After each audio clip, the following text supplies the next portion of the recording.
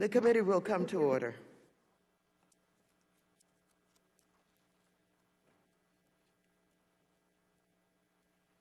Without objection, the chair is authorized to declare a recess of the committee at any time. I want to remind members of a few matters, including some required by the regulations accompanying House Resolution 965, which established the framework for remote committee proceedings. I don't know if we've gone through this already, but I would ask all members on the WebEx platform to keep themselves muted when they are not being recognized. This will minimize disturbances while members are asking questions of our witnesses. Members on the WebEx platform are responsible for muting and unmuting themselves.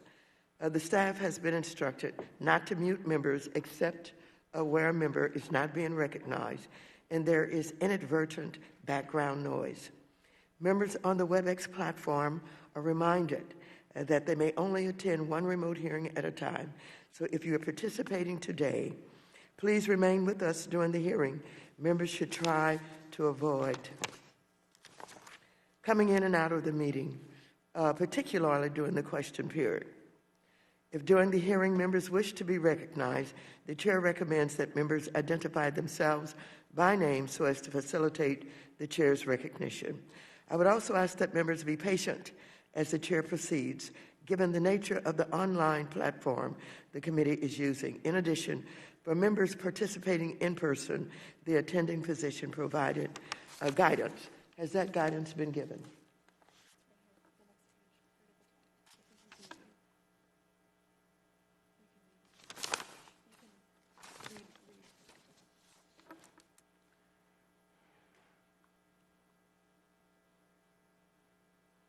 Has the mask information been given? I now recognize myself for 4 minutes to give an opening statement.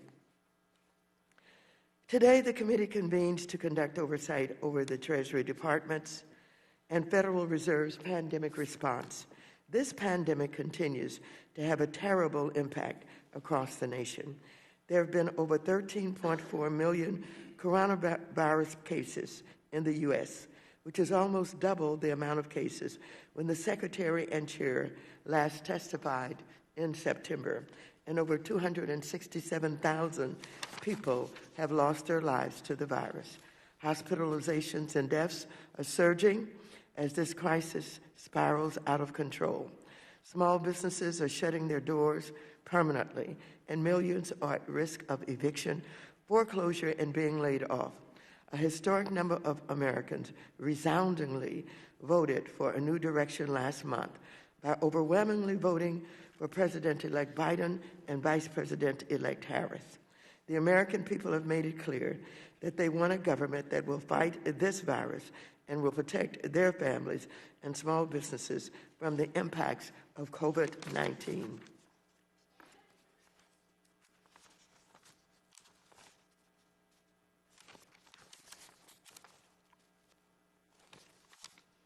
So Secretary Mnuchin, on a call last month, many committee Democrats and I committed to not going home until we have a deal for a stimulus package that is desperately needed across the country. But as negotiations continue, I'm appalled that you would knowingly make matters worse by permanently ending essential emergency lending programs, leaving state cities and small businesses out to dry as the nation faces a dire and worsening phase of the pandemic crisis. And there is simply no justification or justifiable reason to take these tools away with the pandemic crisis worse than it has been and the Biden administration. Arriving in January, and Chairman Powell, I'm also concerned that the Federal Reserve acceded to Treasury's request after publicly indicating the importance of extending these facilities. Secretary Mnuchin, I'm also very concerned that the Treasury Department may be taking actions that will undermine our housing markets during the pandemic by reportedly working with the Federal Housing Finance Agency to rush the government-sponsored enterprises out of conservatorships before the end of the Trump administration. And so these actions follow the Trump administration's obstruction of the transition process, delaying important information sharing about the pandemic response and national security between the Biden transition team and the current administration. So today you will be held to account for your misguided actions. Before recognizing the ranking member of the committee, the gentleman from North Carolina, who's with us today, I'm going to make sure that our witnesses are received responsibly in a way that they should be received, and thank them for being here. And so, prior to that, I would normally recognize them, I suppose, at this point. However, I think that as the agenda has been laid out today, I'm going to go ahead and recognize the gentleman from North Carolina, Mr. McHenry, for 4 minutes. Well, thank you, Madam Chair. And look, I know there's been a lot of partisan talk by my colleagues on the Democrat side of the aisle attacking the actions of the Treasury Secretary and even the Federal Reserve. And I know committee Democrats and a lot of Democrats in Congress said that they wouldn't go home until they had a deal. And then they went home for 10 days. So there's not a whole lot of believability coming from our fellow politicians here on Capitol Hill right now. It's quite frustrating. But Chairman Powell, Secretary Mnuchin, I want to thank you for being with us today and being so available. I also want to commend you for the quick and decisive work that you both have taken. And I think that is something that we should commend you for. But today, I think there's also a reason for optimism. The coronavirus vaccines are moving at an unprecedented pace. Last month, Pfizer announced its vaccine is 95% effective, and they're currently seeking regulatory clearance. Moderna announced on Monday its vaccine is 94.1% effective and will also seek regulatory clearance. The British announced today that they're moving forward as well with their vaccine distribution. This is proof that the public-private partnerships like those in Operation Warp Speed can lead to phenomenal successes in record time. But we know a full economic recovery will occur only when Americans can go back to work safely, send their kids back to school confidently, and have easy access to testing and treatments. There's still more work to be done. And so I do want to go back to our committee jurisdiction, the Treasury and the Fed's decisive actions back in March and April to prevent the worst of this economic crisis and saving millions of jobs. Chairman Powell, the Federal Reserve's emergency lending facilities continue to serve as a strong backstop to our financial markets and prevent disorder in the financial markets from impacting our real economy. Those programs stipulated billions of dollars in private sector lending and successfully operated as lender of last resort. And now they acted as that necessary source of liquidity in those urgent times earlier this year. They ensured the orderly flow of credits and the functioning of markets of all sizes, including supporting workers and communities across the country. So I want to commend you for that. But they are emergency facilities only, and they're backstops designed to support the functioning of private markets, and they're intended to be a lender of last resort, not to replace private markets. And from the start, I've said that we need to be forward-thinking and have a plan to wind down these firefighting measures when appropriate. And so I want to thank both the Fed and Treasury for having a plan to wind those measures down appropriately, as accordance to the CARES Act law. And I also know that, and I will ask you specifically about this, about the additional capacities that you will have with the CARES Act expiring on December 31st. Additionally, Secretary Mnuchin, thank you for your quick work on the Paycheck Protection Program that supported millions of small businesses. And I know we still need additional relief for more small businesses in different segments. And thank you for continuing to work for a bipartisan agreement here on Capitol Hill, and to not play the gamesmanship and partisan games that have bedeviled these talks in the last couple of months. Thank you for rising above that. But there is still work to be done. And I look forward to us coming together and having a package that can support small businesses and do the responsible things necessary to help rebuild our economy and to protect American citizens' lives. Thanks so much for being here today, and I look forward to your testimony. Yield back. Thank you very much. I now recognize the chair of the Subcommittee on Oversight and Investigations, Mr. Green, for 1 minute. Thank you, Madam Chair. I thank the witnesses for appearing as well. Mr. Mnuchin has made a comment that has caused some deal of concern, indicating that the markets have recovered significantly. This begs the question for my constituents, what markets? The rental market, 6 million persons about to be evicted, hasn't recovered. The free food market, the food lines have one thing in common. After all the food is gone, lines are still long. The supermarket, the market prices there have gone up 3.9% for the 12 months ending in October. The stock market does not measure certain things that are important to my constituents. It doesn't measure the hunger pains that my constituents suffer from, depression from evictions. It doesn't measure the working class uncertainty and the coronavirus misery index. My concern today is, what is your agency doing to help the grim reality of this pandemic for consumers? I look forward to hearing answers. I yield back.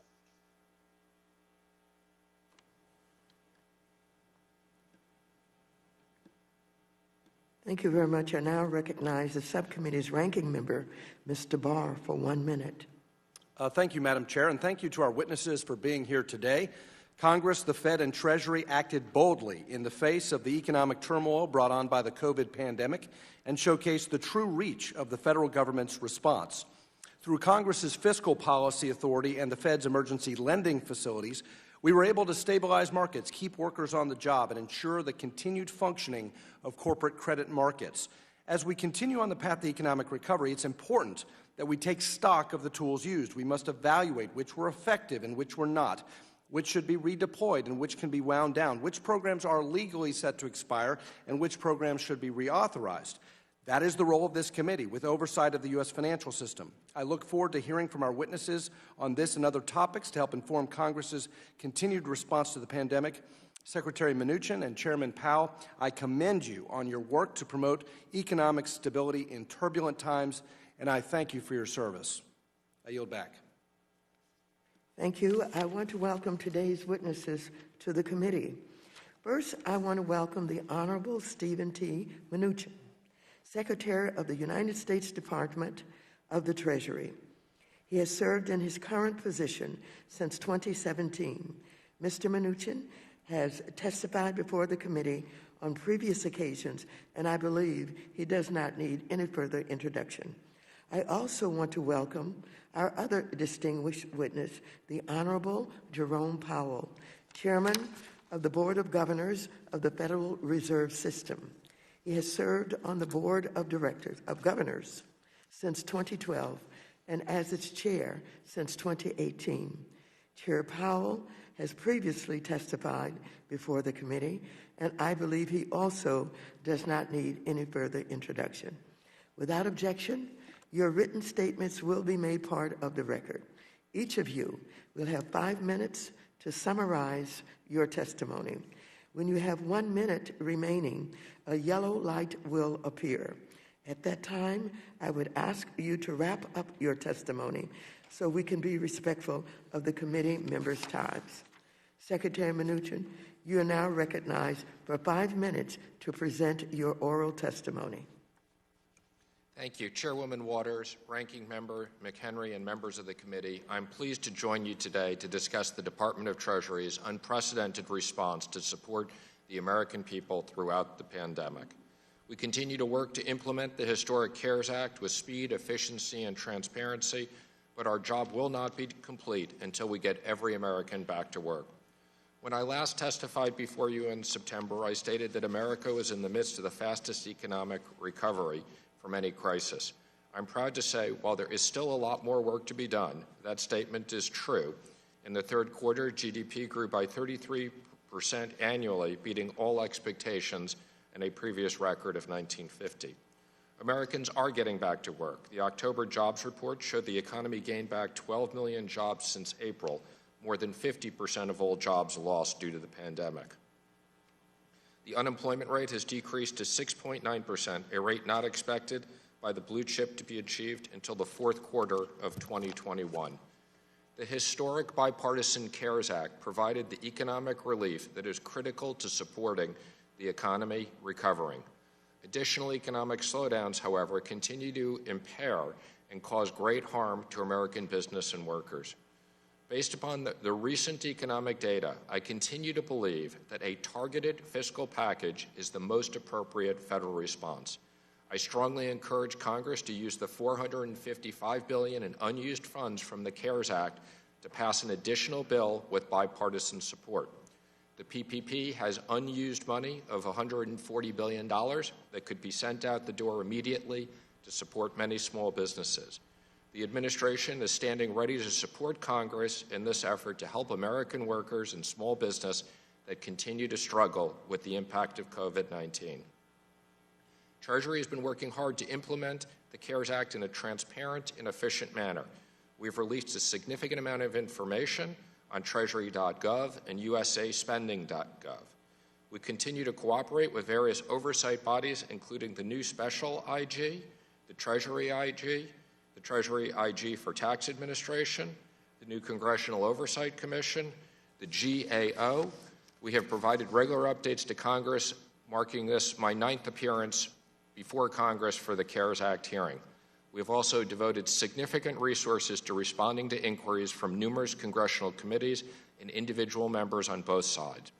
We appreciate your interest on these issues, and we remain committed to working with you to accommodate Congress's legislative purpose to advance the whole-of-government approach to defeating COVID-19. Chair Waters, I do want to just respond to your comment where you said I had no justification and made matters worse on my termination of the facilities. I just want to emphasize this was not a political decision. I was merely implementing the CARES Act. I'm happy to walk you, your staff, or other members of the committee through Section 4029, which makes it very clear. I find it implausible that any member of the committee believed in voting for the CARES Act that you are authorizing me to invest $500 billion in Federal Reserve facilities to make loans and purchase corporate bonds in perpetuity with no expiration date. That is exactly what you would have to believe if you disagree with my interpretation of congressional intent on the issue. And since I was personally there and negotiated most of these documents, I am very familiar. But if Congress wants to extend this money for federal purposes for these facilities, Congress can add that to new legislation. I'd like to thank the members of the committee for working with us, and I'm pleased to answer any additional questions. Thank you very much. Thank you very much, Secretary Mnuchin. Secretary Powell, Chair Powell, you are now recognized for 5 minutes to present your oral testimony. Chairwoman Waters, Ranking Member McHenry, and other members of the committee, thank you for the opportunity to update you on our ongoing measures to address the hardship brought by the pandemic. Our public health professionals continue to deliver our most important response, and we remain grateful for their service. The Federal Reserve, along with others across government, is using its policies to help alleviate the economic burden. Since the pandemic's onset, we have taken forceful actions to provide relief and stability, to ensure that the recovery will be as strong as possible, and to limit lasting damage to the economy. Economic activity has continued to recover from its depressed second quarter level. The reopening of the economy led to a rapid rebound in activity, and GDP rose at an annual rate of 33% in the third quarter. In recent months, however, the pace of improvement has moderated. Household spending on goods, especially durable goods, has been strong and has moved above its pre-pandemic level. In contrast, spending on services remains low, largely because of ongoing weakness in sectors that typically require people to gather closely, including travel and hospitality. The overall rebound in household spending is due in part to federal stimulus payments and expanded unemployment benefits, which provided essential support to many families and individuals. In the labor market, more than half of the 22 million jobs that were lost in March and April have been regained, as many people were able to return to work. As with overall economic activity, the pace of improvement in the labor market has moderated. Although we welcome this progress, we will not lose sight of the millions of Americans who remain out of work. The economic downturn has not fallen equally on all Americans, and those least able to shoulder the burden have been hardest hit. In particular, the high level of joblessness has been especially severe for lower wage workers in the service sector, for women, and for African Americans and Hispanics. The economic dislocation has upended many lives and created great uncertainty about the future. As we've emphasized throughout the pandemic, the outlook for the economy is extraordinarily uncertain and will depend in large part on the success of efforts to keep the virus in check. The rise in new COVID-19 cases, both here and abroad, is concerning and could prove challenging for the next few months. A full economic recovery is unlikely until people are confident that it's safe to re-engage in a broad range of activities. Recent news on the vaccine front is very positive for the medium term. For now, significant challenges and uncertainties remain, including timing, production and distribution, and efficacy across different groups. It remains difficult to assess the timing and scope of the economic implications of these developments with any degree of confidence. The Fed's response has been guided by our mandate to promote maximum employment and stable prices for the American people, along with our responsibilities to promote the stability of the financial system. We've been taking broad and forceful actions to more directly support the flow of credit in the economy. Our actions taken together have unlocked almost $2 trillion of funding to support businesses large and small, nonprofits, and state and local governments since April. This, in turn, has helped keep organizations from shuttering and has put employers in both a better position to keep workers on and to hire them back as the economy continues to recover. These programs serve as a backstop to key credit markets and have helped restore the flow of credit from private lenders through normal channels. We've deployed these lending powers to an unprecedented extent. Our emergency lending powers require the approval of the Treasury and are available only in very unusual circumstances, such as those we find ourselves in today.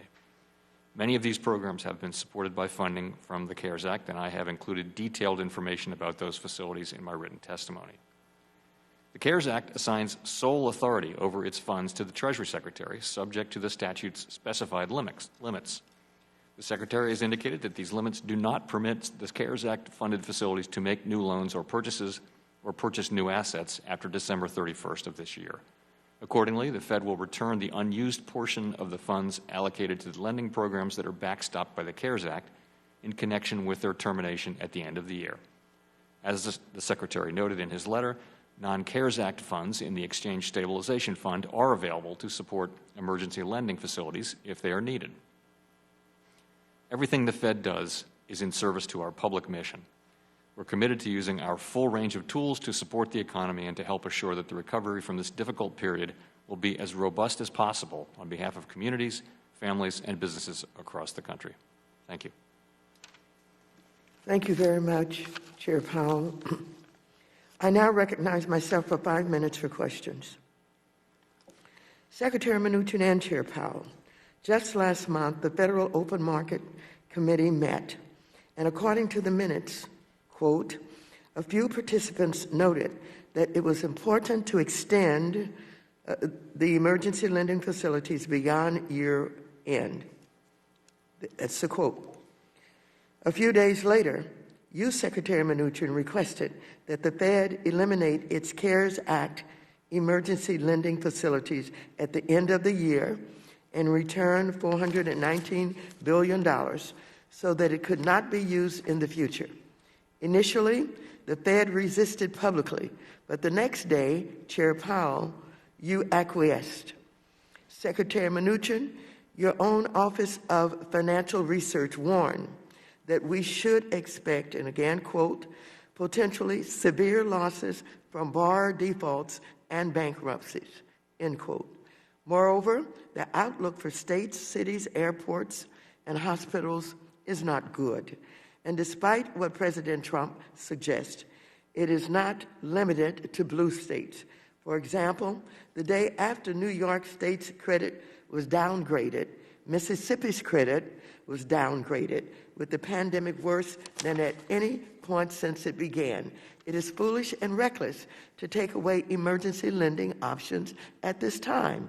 Secretary Mnuchin, You agree, you argue rather, it was congressional intent for these Fed facilities to be shut down at the end of the year.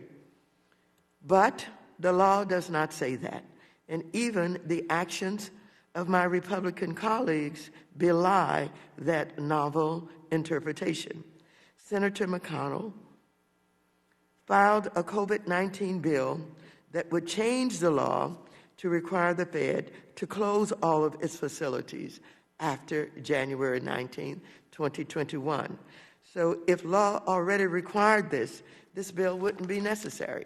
The CARES Act was passed to stabilize the economy during the entirety of the pandemic, not until the end of your tenure as Treasury Secretary.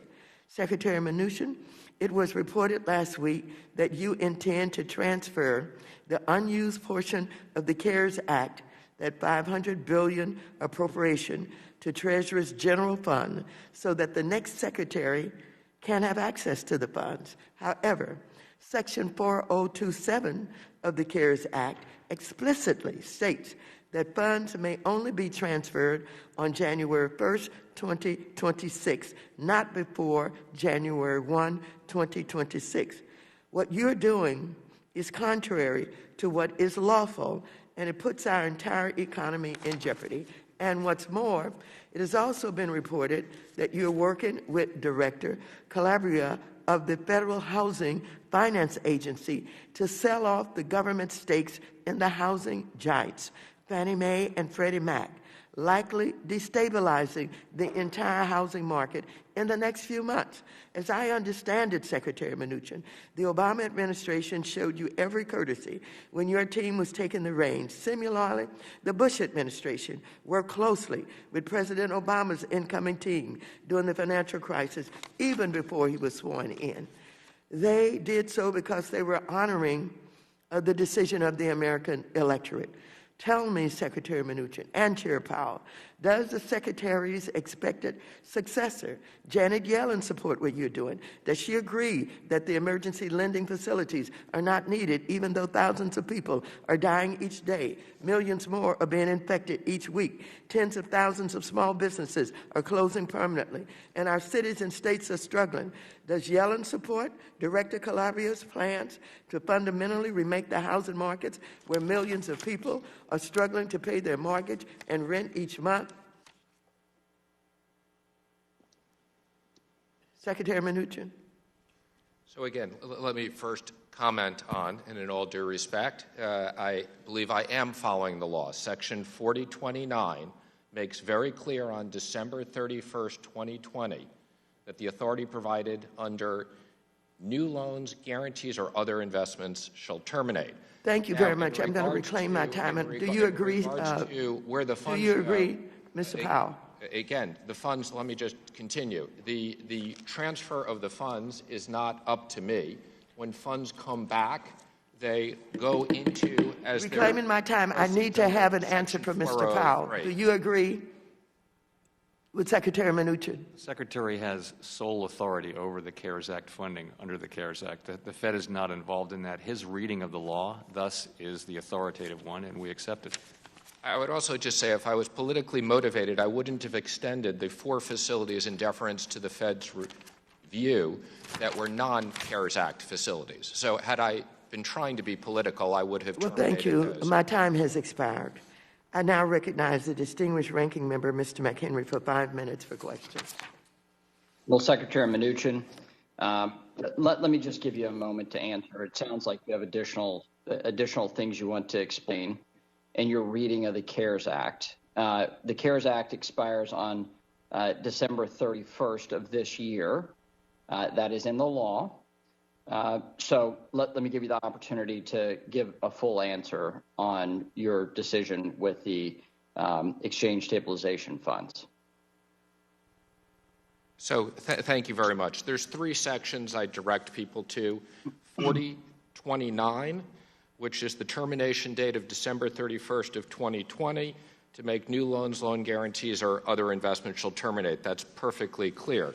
There's section 4003, which references deposit of proceeds. So when proceeds come in, we allocate proceeds, whether it's the return of an airline loan or money from the Fed.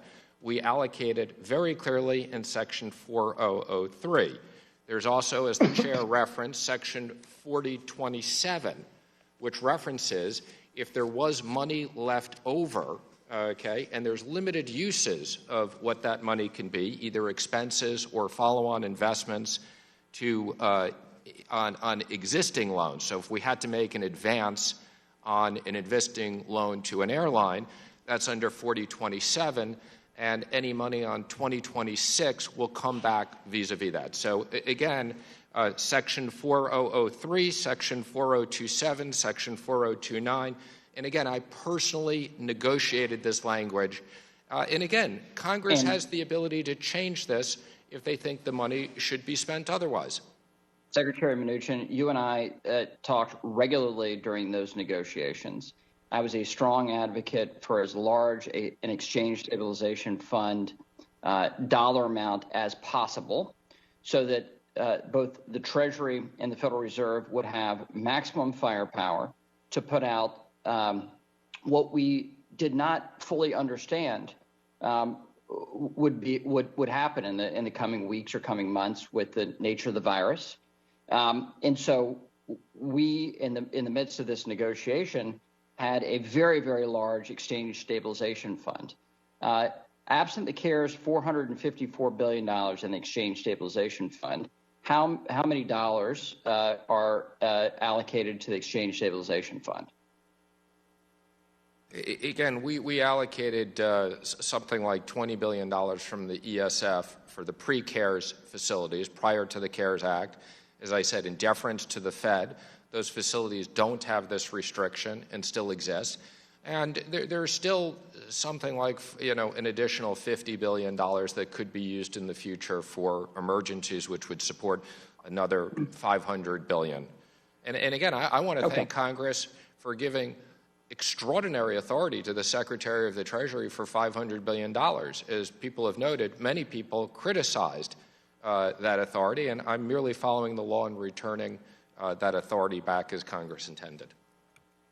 So, Chairman Powell, these facilities of the Fed served a very important purpose in the early days. Their utilization in recent months had not significantly changed in dollar value of Fed lending facilities. And so the four remaining facilities are still important as a lender of last resort facility, of course. And so I want to thank you for your work to stand up those facilities, and your work in the last 8 months of this year to stand up more facilities than were stood up in the fullness of the financial crisis of 2007, 2008, 2009, 2010. You stood up more facilities in 8 months, well, actually in 3 months than they did in 4 years.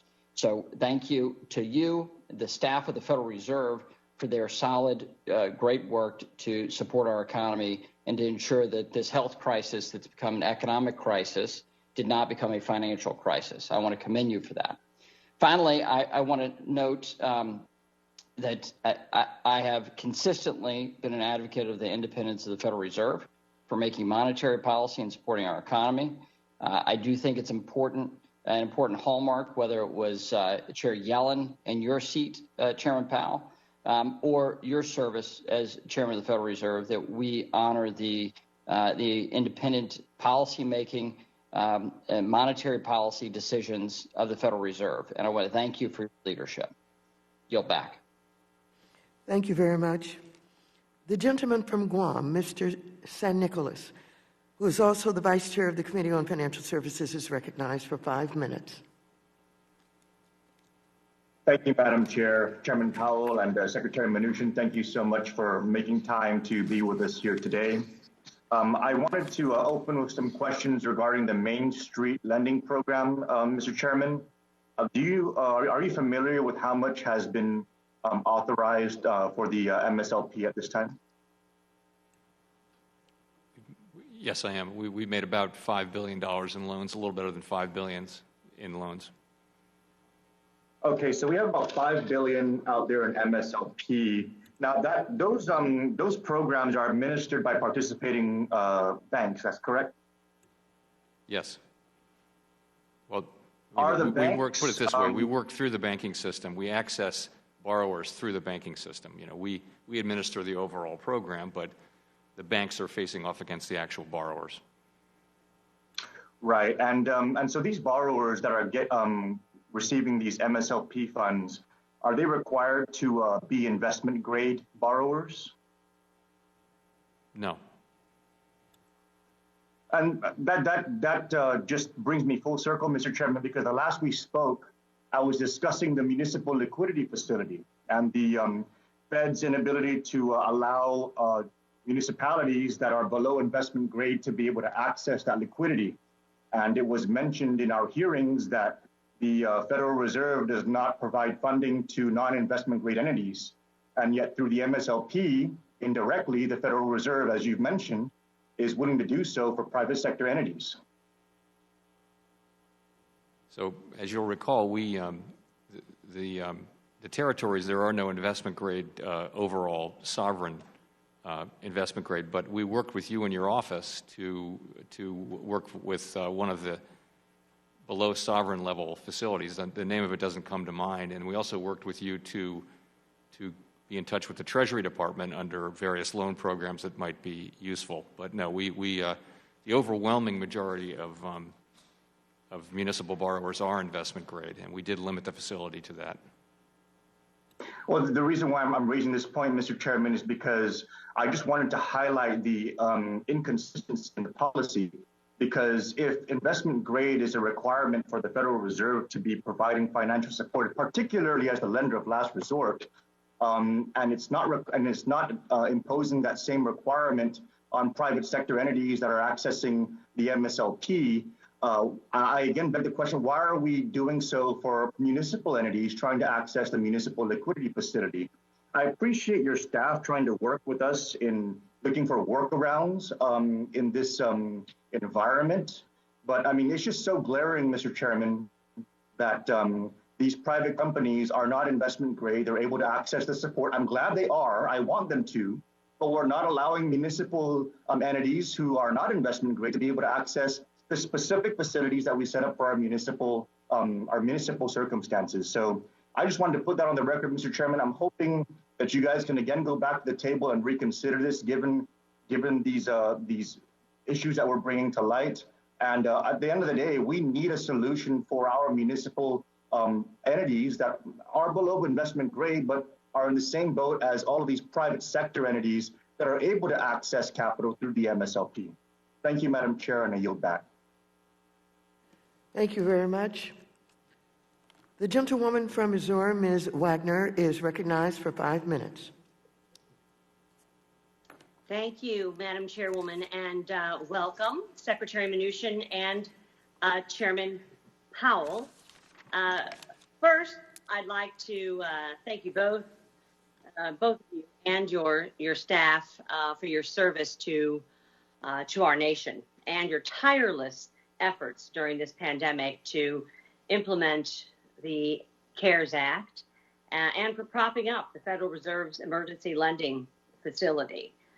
While economic data continues to trend in a positive direction, and we do know that a credible and safe vaccines are just weeks away, the surge in cases and lockdowns occurring across the country could result in our economy backsliding again if we do nothing.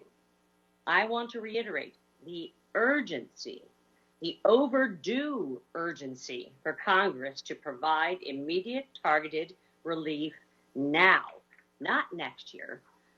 Should have been months and months ago. Our nation's hospitals, small businesses, schools, many of our hardest hit industries, and certainly the continued unemployed cannot continue to wait any longer for relief. Just this week, St. Louis County, which I have the privilege of representing, reported an average of 660 new cases being added every day, with a total of 51,324 confirmed coronavirus cases as of Sunday. many of my constituents in Missouri's second districts are under mask mandates, and restaurants and bars have been completely shuttered and are closed down. Capacity limits of gatherings are down to 10. Our families and our businesses are asking Congress for additional relief to combat this health crisis. Hospitals are filling up, and many businesses are worried that they will not survive. They are reaching the desperation point. We must stop playing partisan politics and come to a bipartisan agreement to provide a direct COVID-related stimulus and support now.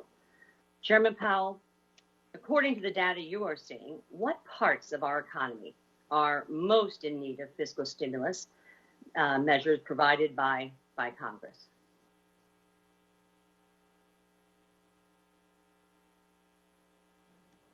Thank you. I think there are many sectors that could use some help, and of course those decisions are really up to you and the administration, but I'll just mention quickly, I would start with the labor market. I think we ought to remember that despite the rapid progress in getting people back to work, which is so welcome, there's still 10 million people who are out of work because of the pandemic, and that's more than lost their jobs in all of the global financial crisis 10 years ago, which at the time was the biggest recession that we'd had in a long, long time. So there's a lot of work left to do there. The unemployment insurance programs are expiring at year end. I think that's an area where I would certainly look. Another that comes up all the time in our discussions is smaller businesses. And we met with a group of community bankers a week or so ago, and they were telling us there are just a lot of smaller businesses in their communities that will struggle to make it through this winter because, as you say, in Missouri's second district, it's true all over the country. COVID is moving up, and the cold weather, people are staying in, and it's going to be tough on a lot of small businesses. That's another place where I would look. The last is I do think state and local governments, this differs state to state, but they've had revenues down and maybe not so much in some states, but in some states by a lot, but costs going up. And I think that they deliver critical services. They're living under balanced budget requirements, and so they lay people off, and they've laid off more than 1 million people already. So that's another area where I think it would be profitable to look. Thank you. I appreciate that. Secretary Mnuchin, I'll ask you a similar question. You've mentioned the need for a targeted fiscal package with $455 billion in unused funds from the CARES Act that did need to be returned to Treasury given the law.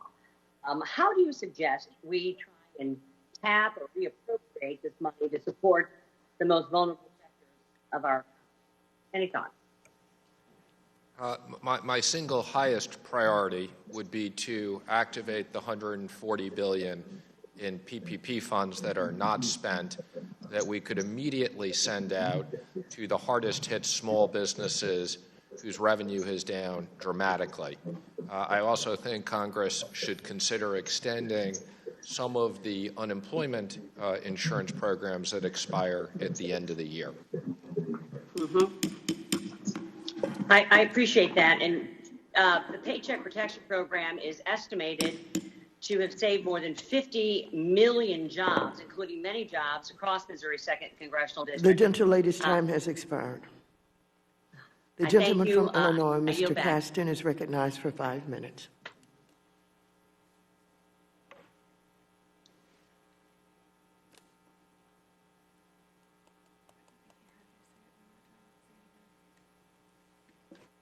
I'm sorry, it took a little bit of time to get off mute there. Thank you very much. We really appreciate you all being here today.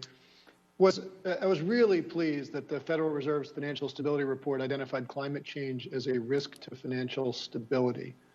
The report stated that, quote, different sectors of the economy and geographic regions face different risks that will diverge from historical patterns. It also said that levered financial institutions may be exposed to losses from disasters made more likely by climate change. Chairman Powell, while there's more to explore about how to incorporate these risks into modeling, do you think it is appropriate for financial institutions to incorporate climate risk into credit risk assessment? Let me say this, for starters. Climate change is an important issue I want to say that society's broad response to climate change really has to come from elected representatives. I think there is a role for the Fed here, and we're working our way through understanding what that will be. But one thing is the public will expect that in our supervision and regulation of financial institutions and financial market infrastructure, that they will be resilient. We'll make sure that they are resilient to climate change risks. And I do think that it does fall on banking institutions and CCPs and other financial market infrastructures to evaluate that and incorporate in their own operations, and also, I would think, ultimately in the credit that they extend. So I think I'll take that as a yes, because it was really just asking, is it appropriate for financial institutions to incorporate? What role the Fed has is, of course, a separate question. I certainly agree with you, and I asked the question because I am really concerned with the OCC's latest rule that would prevent banks from integrating climate-related risks into their credit assessments, despite the fairly significant financial risk that climate poses. The OCC rule specifically says that the risks of lending, quote, would not change based on the sector in which the firm operates, which is categorically false. I don't know how you would tell banks that somehow they need to ignore the dynamics in a sector without imposing significant systemic risk on the banking sector, not allowing banks to account for the sector of the economy where it sits and just defies logic and market fundamentals. The report also stated that within the financial system, increased transparency through improved measurement and disclosure would improve the pricing of climate risks. What additional transparency would be helpful to appropriately assess the overall risk of the financial system due to climate change? So as you can tell, and I'm glad you read that box in our financial stability report, we're really at the beginning of the process of thinking our way through these things, and so are other market regulators and central banks and financial institutions around the world. So the point there was that we're going to need transparency about how financial institutions are thinking about these risks, how they're incorporating it in their business model. We don't actually regulate transparency. That's really more of a market regulator job. Is to what is the required disclosure? And I think we're all moving in that direction, but it is in terms of the interaction between financial regulators and financial institutions. We're at the beginning of the work. Would a standardization of climate-related risk disclosures from publicly traded companies be useful for you in order to continue that work? I think that's certainly where we're headed over time. Again, that's not our responsibility. That would be the market regulator's responsibility. But I do think that's where we'll be going. Thank you, and I yield back the balance of my time.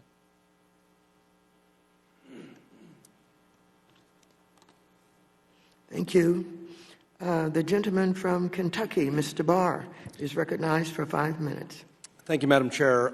Chairman Powell, some in the press this morning and some of my colleagues have seemed to try to make the argument that you and the Treasury Secretary are in disagreement about the Exchange Stabilization Fund. I don't detect much of a disagreement. What I hear the Secretary say is that his decision to not extend the $430 billion left in the Exchange Stabilization Fund is rooted in his interpretation of the statute of the CARES Act.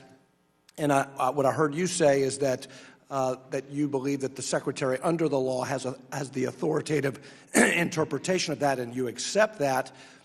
Now, obviously, you stated yesterday that you think it's perhaps premature to be pulling back from emergency lending programs, but I hear the Treasury Secretary say that it's within Congress's ability to authorize that. So I don't see a disagreement here. But given the modest take-up in some of the emergency lending programs, particularly Main Street, wouldn't it be wise for Congress to repurpose at least some of that $430 billion towards what admittedly has been an effective program, the Paycheck Protection Program? I hope you won't mind if I use just a couple seconds to clarify Sure. what's going on. So, as I said earlier, the Secretary has sole authority over CARES Act funds. He reads the statute and reads it to say that there's no support for lending after December 31. We accept that. We don't have a role in reading it, and so that's one thing. The our thinking is not about the CARES Act money. It is more about support for the economy. Sure. And we were concerned that the public might misinterpret this as the Fed stepping back and thinking that our work is done, and that's very much not the case. So we needed to send a signal to the public to that effect. And sure. As the Secretary pointed out in his letter, as we pointed out in our letter, there is Exchange Stabilization Fund money that's available to support the reestablishment of these facilities or other facilities if they are needed and they meet the legal requirements and that kind of thing. Let me just ask this, though. Wouldn't it be wise for Congress at this point, before the end of the year, to repurpose some of those CARES Act funds towards the Paycheck Protection Program, given the concerns of the small businesses that you referenced? I would just say that what I'm hearing from across the aisle and on both sides of the Hill is the desire to do something to fund these causes that the Secretary just talked about and others, and I think that would certainly be a help for the economy. As to where that money comes from, that's really up to you. Well, one area where there's, I think, significant bipartisan support is for streamlining the forgiveness process. A recent survey in Kentucky found that 27% of community banks in Kentucky would not participate in a new round of PPP without streamlined forgiveness and clear rules of the road. Many of the businesses in my district who have applied for forgiveness tell me that the process from the SBA is slow and cumbersome. It's a big problem if lenders will not participate in a second round because of inadequate streamlining of the forgiveness rules. Secretary Mnuchin, you previously indicated your support for legislation to streamline PPP forgiveness. Is this still the case, and what more can we do to ensure participation by community lenders in a new round of PPP? I do support that, and we've created 3 different forms for forgiveness using what authorities we have, and making it as simple as possible for loans that are less than $50,000. But I know there's bipartisan support to pass a bill. I believe it's all loans $150,000 or less, and we fully support that, subject to audit. Thank you. Chairman Powell, the statutory language in the CARES Act temporarily suspends accounting rules related to troubled debt restructurings, and that expires on December 31st. It's important that Congress extend this important tool to allow lenders to continue to work with their customers. What authorities do you have at the Fed to extend TDR relief administratively versus what Congress must do to ensure lenders can continue to accommodate borrowers? So we actually don't have authority to extend TDR. It's an accounting rule. We have a lot of authority, though, and we will use it to make sure that banks continue to work with their borrowers and encourage them to do so, I should say. There's some uncertainty among the auditing community about whether life insurers would qualify for TDR relief under CARES. This is a problem because insurers make up over 13% of the commercial real estate lending market, a sector that's deeply impacted by the pandemic. Chair Powell, do you agree that life insurers, given their participation in the commercial real estate lending market, should qualify for TDR relief? I'd have to go check on that one. I'll come back to you. Thanks. Okay. We think that's an important thing to look into. My time has expired. I yield back. Thank you very much. The gentleman from New Jersey, Mr. Gottheimer, is recognized for 5 minutes. Thank you, Madam Chairwoman, and thank you, Chairman Powell and Secretary Mnuchin, for being here today. The COVID-19 pandemic, as we've been talking about, has caused ongoing global health and economic crisis. While certain aspects of our economy are recovering, millions of Americans and thousands of my constituents are in dire need of help. We can't go home from Washington given what's going on and without risking a double-dip recession. As you said earlier this month, Chairman Powell, further support is likely to be needed to avoid another spread of the virus and help individuals. We're obviously in a lame duck session of Congress. The American people have waited long enough. Our families, our businesses, and our communities are all suffering, and it would be unconscionable for any party to walk away from so many who are hurting right now. Yesterday, the Problem Solvers Caucus joined a bipartisan group of senators in releasing a new $908 billion emergency short-term stimulus package. It is intended to be a critical down payment to get through the next months. If I can start with you, Secretary Mnuchin, have you had a chance to review the framework by chance? Well, first, let me just say I really appreciate the work that you have personally done and the problem solvers have done in trying to reach bipartisan solutions. I did review it briefly yesterday after my testimony, and I'll be spending more time on it today. Again, I would urge Congress to move quickly on the PPP, which there seems to be enormous bipartisan support. But again, thank you personally for your efforts. Thank you, Mr. Secretary, and I appreciate the work we've done together on this. And obviously, I hope this would be something that if we can get the support here, that the administration might support. Can you, if I could turn to Chairman Powell, would you speak to the urgency for fiscal relief, and what do you believe is at stake this winter for the economy and for families if we don't get an emergency package done in the next week? My view would be that it would be very helpful and very important that there be additional fiscal support for the economy, really to get us through the winter. We've made a lot of progress faster than we expected, and now we have a big spike in COVID cases, and it may weigh on economic activity. People may pull back from activities they were being involved in or not engage in new activities. So I think it would be helpful if we could get that done, if you could get that done. Thank you so much, Mr. Chairman. Just follow up on that. Obviously, local governments are struggling through no fault of their own. It's putting law enforcement, firefighters, teachers, and their pay on the line. What do you think the impact would be if we can't get extra resources to our state and local governments on the economy?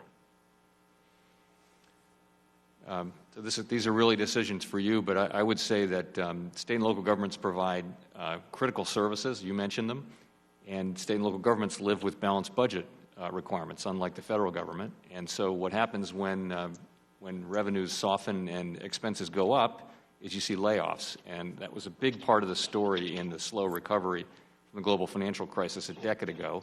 We now have a little more than 1 million in layoffs so far, so I think it would be important to state and local governments are one of the very largest employers in the country, and they provide those critical services. I think that's a worthy place for you to look in terms of where support might be appropriate.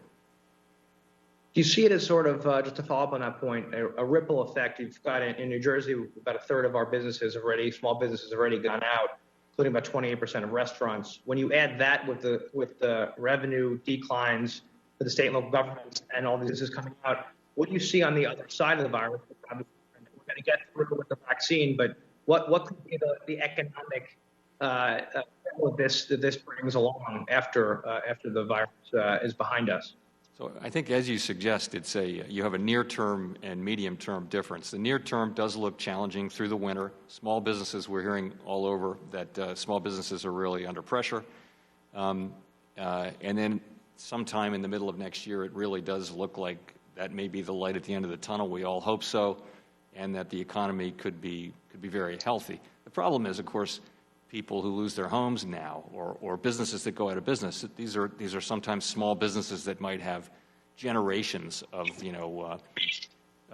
sort of human capital built up in their activities, and once they're gone, they can't just be recreated. So you could lose parts of the economy, and that will mean a slower recovery. And so I like to think of it as a bridge over this chasm that was created by the pandemic, and we're trying to get as much of the economy and as many of the workers across that bridge to the post-pandemic economy, and we've done, I think, well at that, but there's still some work left to do. Thank you. Thank you so much. The gentleman's time has expired. The gentleman from Ohio, Mr. Gonzalez, is recognized for 5 minutes. Thank you, Madam Chair, for holding this hearing, and thank you both for all your work throughout this pandemic. I sincerely believe that we'll look back a decade, 2 decades from now, and the work that you two did together will be looked at in the most favorable light. And so I couldn't be more grateful for your service, so thank you both for that. Look, we can see the light at the end of the tunnel with 2 vaccines awaiting approval, and I think the bridge comment is exactly correct. We're looking to bridge from now until, call it, April 1st or whenever that is. And I was pleased to join a group of bipartisan and bicameral members yesterday, as my colleague Mr. Gottheimer just mentioned, with the Problem Solvers Caucus to hopefully provide that bridge, and I hope we'll be able to do that. Mr. Powell, Chairman Powell, before I move into some questions on that, going back to the Exchange Stabilization Fund a bit, The main purpose was to provide liquidity to the financial system and to stabilize the financial system. As these programs expire, do you see the same or similar risks to the liquidity inside the financial system as you did, say, back in March or April, or do we feel like we're in a much better place today? Yeah. We're clearly in a much better place. I mean, to be clear, the utilization in these facilities, most of them, is very, very low now.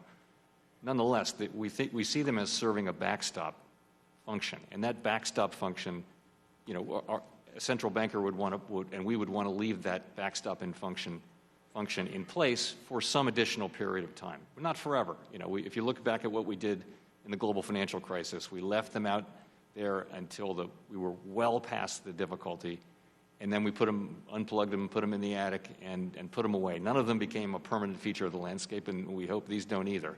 So that's the way we think about it. Thank you. That's helpful. And hopefully as we debate a next package, we can consider that. Secretary Mnuchin, in recent months, we've heard Speaker Pelosi on multiple occasions state effectively that nothing is better than something with respect to additional relief. In your estimation, is nothing better than something for my constituents back home? No. Something is clearly better than nothing. And again, I would urge Congress to do something, if it's just the PPP or more. Of course, that's an obvious statement, which I think everybody knows. But for whatever reason, the Speaker has chosen that path. My understanding is you have continued dialogue with her.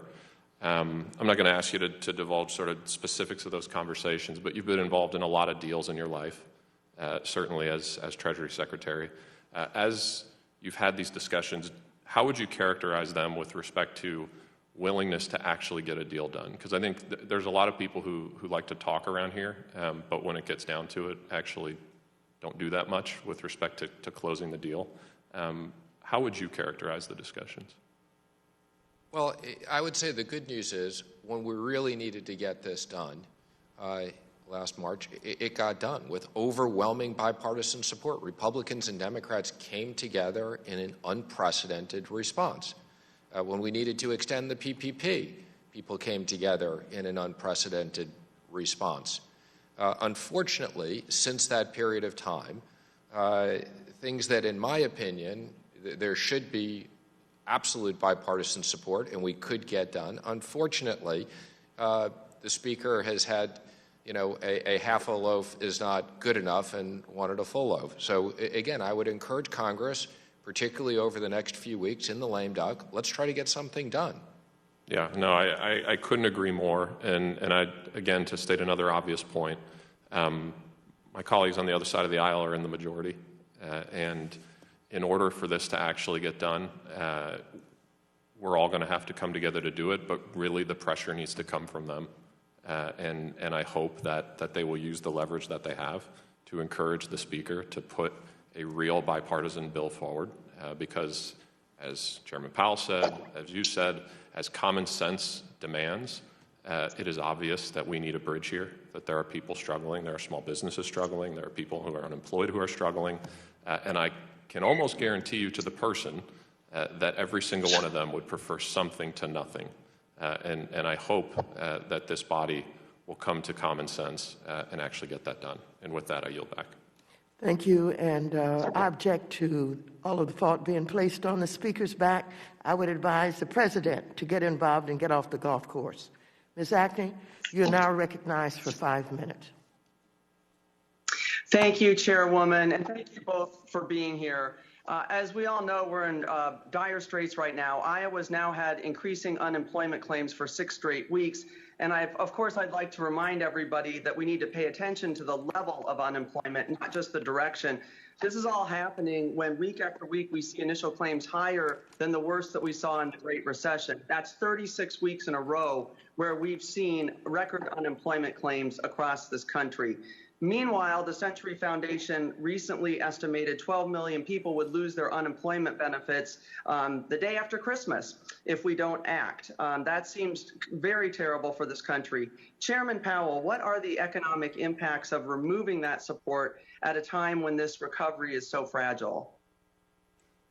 So this is if the unemployment programs run out and expire at the end of the year, we would be concerned that the unemployment rate for people in the bottom quartile, for example, is about 20% still, and those are people with relatively low savings, low wealth, and we would be concerned that they'd be vulnerable to losing their houses or their rental and just be in a very difficult place. So we think that's an appropriate place to look for further help.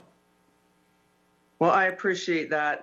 As we all know, 1 in 8 Americans are going hungry. More than 3 million businesses have closed, and we're approaching 100,000 people now hospitalized with COVID. So I'm wondering for either one of you, does seeing this kind of need and the discussion that we've had today show the importance of passing another COVID aid package? And how quickly do we need to get that done?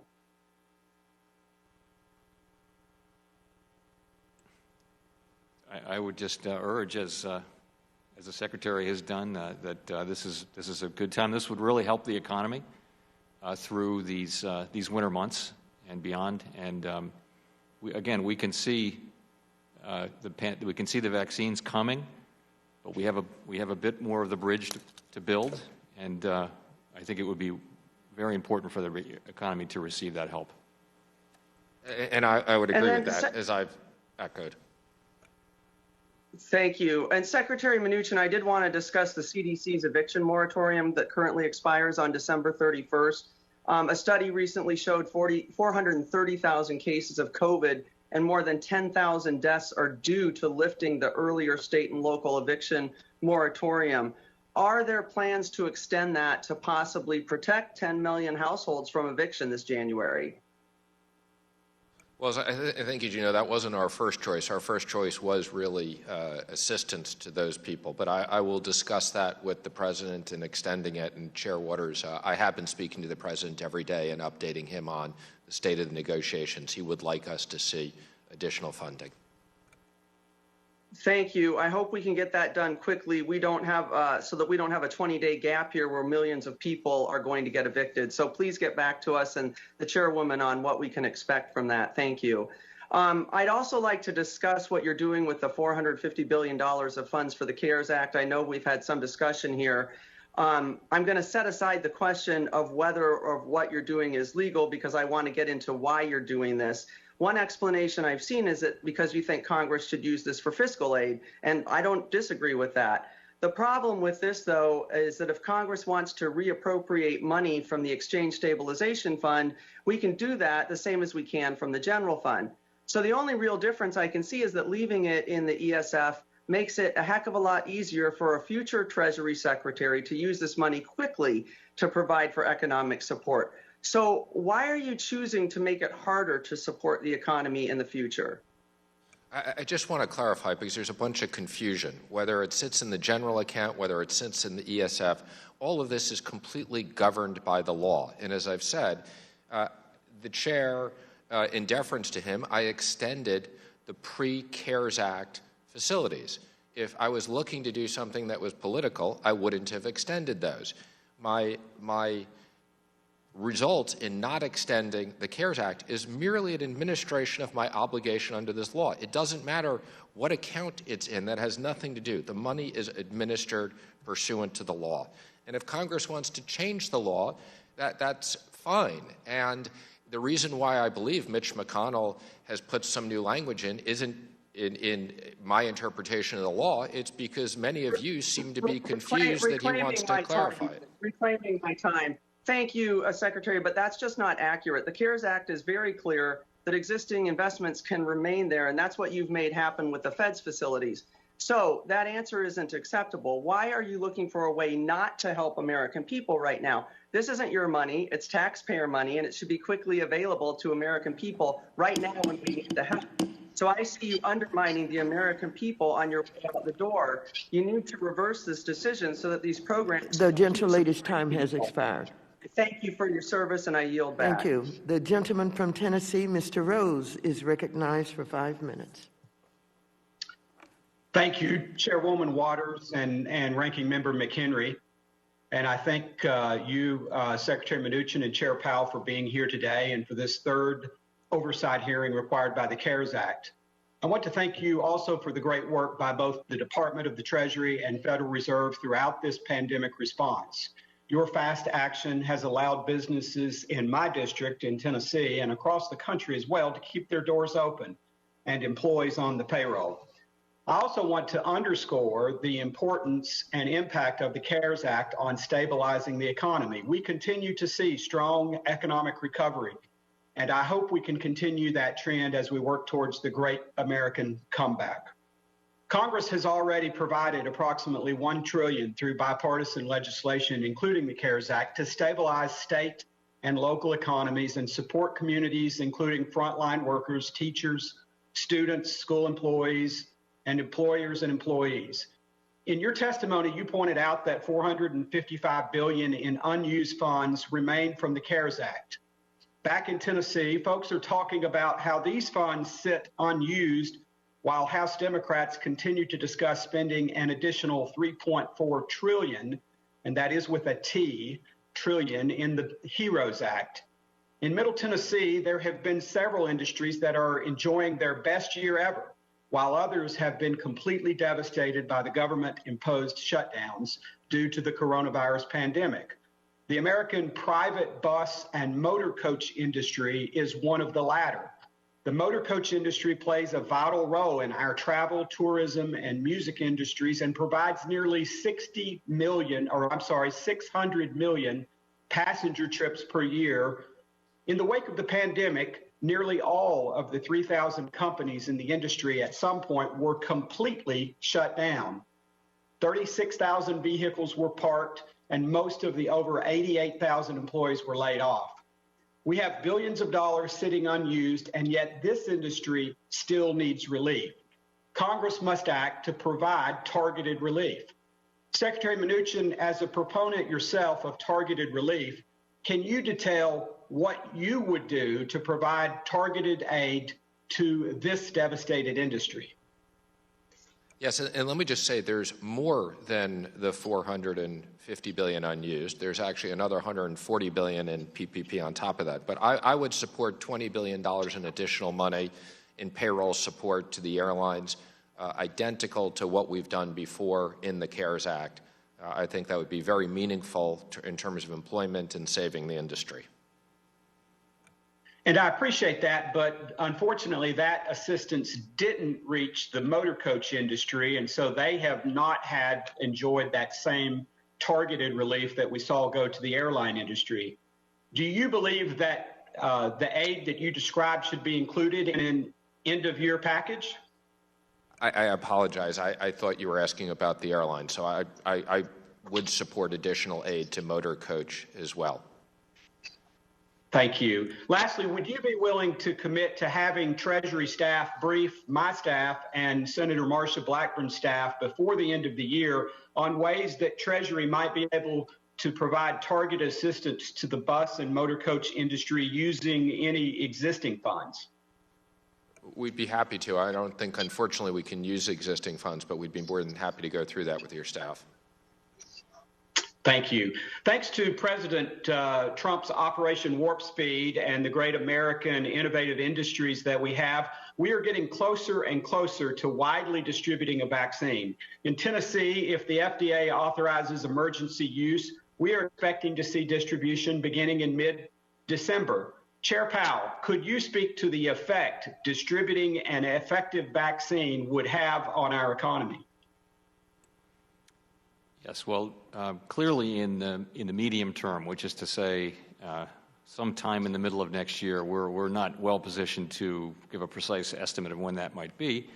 People will regain confidence that they can gather in various activities that now seem too risky because of COVID, and that'll have a very positive effect on economic activity, on spending, on hiring. So we do see very positive things coming. I just would add, though, as I said in my testimony, the sort of path is a little bit uncertain because we are still going to be learning about the efficacy of the vaccines and also about the speed of the rollout and who will get them and in what order and what the effect will be on the public. But overall, I think we see a very positive set of developments coming at a somewhat uncertain time, but not so long into the future. The gentleman's Thank time you, has expired. Chairwoman Waters. I yield back. Thank you. The gentlewoman from California, Ms. Porter, is recognized for 5 minutes. Thank you, Madam Chair. Chair Powell, would you say the economic crisis caused by the pandemic is over? I'm sorry, I couldn't hear exactly what you said. I apologize. That's okay. Would you say the economic crisis caused by the pandemic is over? No, I would not. Okay. How long do you think it'll take before we know? I think, well, before we know, I think we'll know a lot in the next 4 to 6 months about vaccines. But the real issue, though, is what are going to be the effects of people whose jobs may have changed or gone away. It's really the post-pandemic economy is going to be different. And we're going to learn a lot about that in the second half of next year. And I think those people are going to need help, some of them.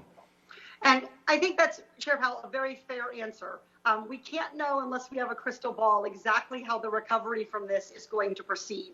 Now, Secretary Mnuchin, who's also here with us today, he apparently disagrees with you. In fact, Secretary Mnuchin is so certain that the economic crisis is over that he wants to ban the Fed from using any more of the $500 billion that Congress set aside in the CARES Act to help the economy. 2 weeks ago, he wrote to you to request that you return the remaining $455 billion because our economy, in his opinion, simply doesn't need it anymore. In response, you, Chair Powell, said that the outlook for the economy is extraordinarily uncertain. The Federal Reserve would prefer that the full suite of emergency facilities established during the pandemic continue to serve their important role as a backstop for our still strained and vulnerable economy. Needless to say, it's highly concerning that the two people tasked with stabilizing our economy do not agree on whether the markets are stable. But it actually doesn't matter what either of you two think, because Secretary Mnuchin simply doesn't have the authority to recall the $455 billion. I'm reading aloud now from Section 4027 of the CARES Act. On or after January 1, 2026, any funds that are remaining shall be transferred to the general fund. In other words, sent back to the Treasury. Secretary Mnuchin, is it currently the year 2026? Yes or no? First, let me comment. I do believe there's an economic emergency. You're putting words in my mouth that are not correct. Second of all, okay, the answer is that 4027. The time belongs to the gentlelady. Reclaiming my time, Mr. Mnuchin, would you start by answering my first question, and I will ask you others. Is today the year 2026? Yes or no? Of course it's not 2026. How ridiculous to ask me that question and waste our time. Well, Secretary Mnuchin, I think it's ridiculous that you're play acting to be a lawyer when you have no actually, I have plenty of lawyers at the Department of Treasury who advise me, so I'm more than happy to follow up with Chair Waters and explain all the legal provisions and the ranking member. So more than happy to make that access. Secretary Mnuchin, are you in fact a lawyer? I do not have a legal degree. I have lawyers that report to me. Thank you. Chair Powell, are you in fact a lawyer? I am a former lawyer, a recovering lawyer. You have a legal degree, correct? Yes, I do. Okay. So, Secretary Mnuchin, you're trying to tell Chairman Powell to send over any remaining funds right now, and you're claiming, falsely in my opinion, that is what the law says. And you've gotten into a disagreement with someone who's actually a lawyer. Are you a lawyer? You're not listening to Congress, which actually wrote the law about what it says. Okay, actually, I wrote the law with Congress for what it's worth. And by the way, it's not $450 billion he's returning. I think it's approximately $175 billion. Reclaiming my time, there was no question there. Secretary Mnuchin, The CARES Act already says in Exhibit 4, in Section 4027, it says that you have to stop making any new investments in Fed lending programs at year end.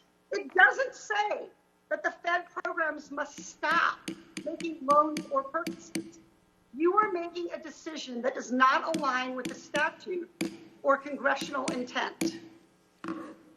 The gentlelady's time has expired.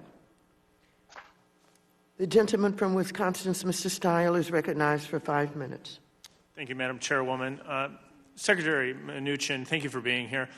Would you like to further your comments for just a minute on the last exchange there as to your rationale? I feel like you got cut off there for a minute. Again, thank you very much. And again, I think what I will do is follow up with the chair and the ranking member so we clarify both 4027 and 4029. Again, I've had these discussions with the Senate. And again, if there's any misunderstanding on this, again, this can be changed. Appreciate it. Thank you very much, and thank you for being here. Chairman Powell, if I can ask you a question. The Fed balance sheet currently stands at $7.2 trillion, more than $3 trillion above where we started at the beginning of the year. At the hearing on June 17th, I asked you about how the Fed would manage its balance sheet going forward to mitigate inflationary pressures. I think we need to keep this issue in mind in light of the unusual monetary and fiscal tactics we've been required to employ this year to maintain the economic growth and stability that we've had. When we spoke, you commented that during the last recovery, going back a ways, the Fed waited until it was, quote, well down the path of recovery, end quote, before deciding what to do. In that you asserted that the balance sheet, I think in your words, doesn't present issues at the current time, suggesting that addressing the balance sheet size was not a priority. We're now 6 months later. Our economy has begun to recover. The unemployment rate has fallen from approximately 10% to closer to 7%. Multiple vaccine trials have been successful, and we're expecting distribution in the not-distant future. We're not out of the woods yet, but there is cause, I think, for optimism about our economic recovery. Could you comment on the indicators that you're watching closely as you consider taking steps to begin to restore the Fed's balance sheet to its pre-pandemic levels? Sure. So our priority remains supporting the economy until we're really well through this. We are going to keep our rates low and keep our tools working until we feel like we really are very clearly past the danger that's presented to the economy from the pandemic. So we're not considering pulling back any of our support for the economy, and we're not going to until we feel very confident that it's no longer necessary. The time will come to start thinking about balance sheet issues, and we have the model of what we did in the last financial recovery, and I was at the Fed during those years when we were considering that. That time will come. It's well into the future. I think we know how to do it, and that's slowly and carefully. I think we've also seen all of these years of large balance sheets, and understandably, people were concerned after quantitative easing began that there would be inflationary pressures or market distortionary problems, but we really didn't see them. So we don't want the balance sheet to be, in the long run, any bigger than it needs to be. But the main thing for us is to keep the support that the economy needs until we're confident that it no longer needs it. Thank you for your comments. If I can shift gears, Chairman Powell, as you know, LIBOR is linked to almost $400 trillion in financial contracts. So the implications of the transition away from the benchmark are quite significant. I'm especially concerned about some of the tough legacy contracts which reference LIBOR and are unchangeable. On Monday, the Fed, FDIC, and the OCC issued a statement recognizing some of these developments and reiterating, among other things, that banks should transition away from U.S. dollar LIBOR as soon as practical. Are you concerned that some financial market participants may continue to reference LIBOR in contracts even after the relevant phase-out dates? Well, as you know, we've provided guidance to market participants that we would strongly discourage the use of LIBOR for new contracts after the end of 2021. And then there's a proposal which will go out for comment, but the idea would be that LIBOR would cease to be published, would cease to exist, except in the tail, in the remaining outstanding contracts at June 30, 2023. So it's very important that people understand that LIBOR should not be assumed to continue to be published after that. That does mean there will be a so-called hard tail, and we do think that will take legislation, and we've been working with Congress and also at the New York State level on that. So we think that's important, but not urgent from a time standpoint, but something that will need to get done. Thank you very much. Thank you both for being here. I yield back. Thank you. The gentlewoman from Massachusetts, Ms. Presley, is recognized for 5 minutes.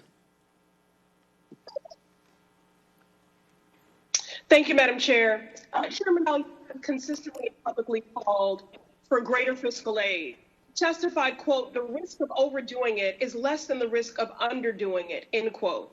I agree with you here, Chairman Powell. This is not a question of either or. We absolutely need further stimulus, but Congress has also provided the Fed with over $450 billion to support lending to cities, states, and small businesses. Now, in fact, in your March 23rd press release announcing these emergency lending facilities, you state 3 times that the Fed is, quote, committed to using its full range of tools and authorities, end quote. Yet in less than 24 hours, you gave up any resistance to Secretary Mnuchin's arbitrary demand to shutter these facilities by the end of the year, including the municipal liquidity and Main Street lending facilities. So I want to just build on my colleague, Representative Axney's line, and just further sort of enumerate and unpack the sobering landscape likely before us. So yes or no, please. With the ongoing pandemic, do you expect the number of cities and states facing historic budget shortfalls to continue to rise?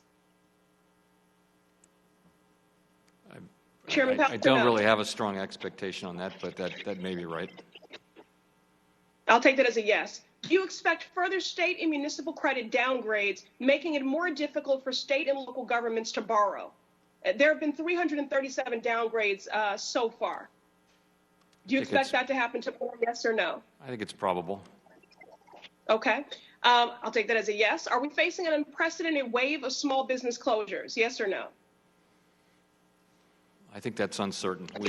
Unprecedented wave, I don't know that we know that. Is the rescue of small businesses essential to any long-term economic recovery, yes or no? Yes, it's important. And would failure to provide relief to cities, states, and small businesses further widen existing inequalities, including, but not limited to, the racial and gender wealth gaps? Yes or no? Look, I think it is. Yes, I'm sorry. Yes or no questions for these questions. I'm just going to answer you, which is that I think that it is important that these groups get additional fiscal support. Thank you. Please I don't want you to filibuster here, okay? Because these issues are of great import, and part of your job is forecasting. So I'm leaning in on your expertise. So again, yes or no? Will this exacerbate racial and gender wealth gaps? Failure to provide relief to cities and states? I think there's a risk of that. I think there's a risk of that, yes. So, Chairman, the Federal Reserve lends at a ratio of 10 to 1. So if Congress set aside $400 billion to cover any potential losses, you can lend up to how much to these facilities? What's that amount? 10 times the amount of equity that's been pledged. So it would have been multiple trillion, 4 trillion or so. Of course, that borrowing happened. Okay. That borrowing happened. Okay. It just didn't happen in the facility. So over $4 trillion.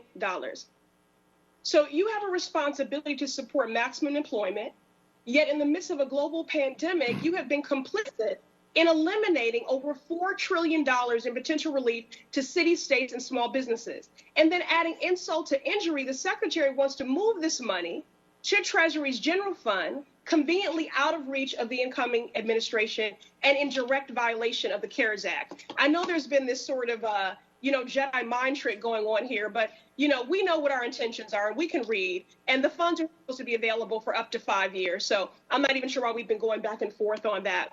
But I did also just want to ask about let me for a moment just turn to Secretary Mnuchin, just building on the line from my colleague, Congresswoman Porter here.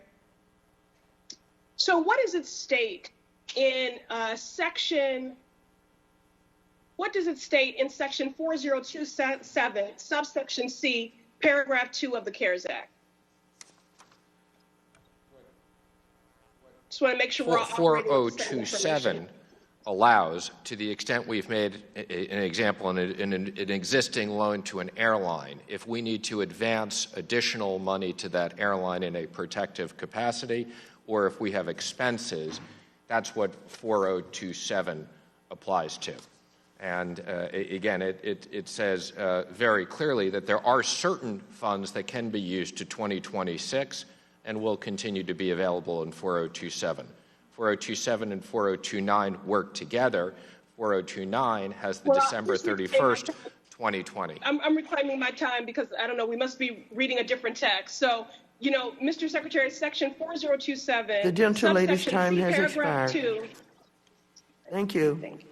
The gentleman from Texas, Mr. Gooden, is recognized for 5 minutes. Thank you, Madam Chairwoman. Secretary Mnuchin, thank you for your prior support for credit risk transfer as a means of reforming Freddie and Fannie as expressed in Treasury and the administration's housing reform plan.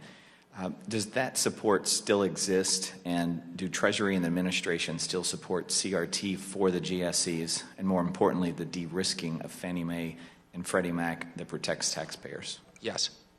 Would you like to elaborate any on I think activity? credit risk transfer is a very effective mechanism of supporting the institutions. I also think that capital accumulation is something that is very important, and ultimately capital raising, so that taxpayers are not at risk. Thank you. As you know, myself and many of my colleagues in both chambers of Congress and a variety of stakeholders who have filed comments have urged FHFA to ensure a robust risk-based CRT market in the new capital framework for the GSEs. And while I support the capitalization of the enterprises, I have real concerns about the impact of FHFA's capital role on the CRT market. FSOC and Treasury provided a brief 4-page review of FHFA's 400-plus page proposed capital rule with little to no analysis of the impact on the markets for CRT or mortgage-backed securities. Do you think FHFA's capital rule provides adequate capital relief for CRT, and has Treasury, FSOC, or the Office of Financial Research examined the effects this rule could have on the CRT market or access to mortgage credit? We have done some work on that, and we'd be happy to follow up with you on it. Thank you. I would appreciate that. Mr. Powell, you were filibustered earlier. Did you have any further comments? The floor is yours. I'll give it to you. I've got 3 minutes. Well, thank you. I just would say that, for example, the Muni facility, the level of municipal borrowing is set to exceed the all-time annual record this year. And that's because of the backstop of this facility. You don't measure the success of the facility by the amount of lending it does. It succeeded in restoring borrowing in the markets at very low levels for municipalities and other state and local government entities across the credit spectrum, small, medium, and large. So I just say I think it's been quite a success. Thank you. I appreciate it. Madam Chair, I yield back.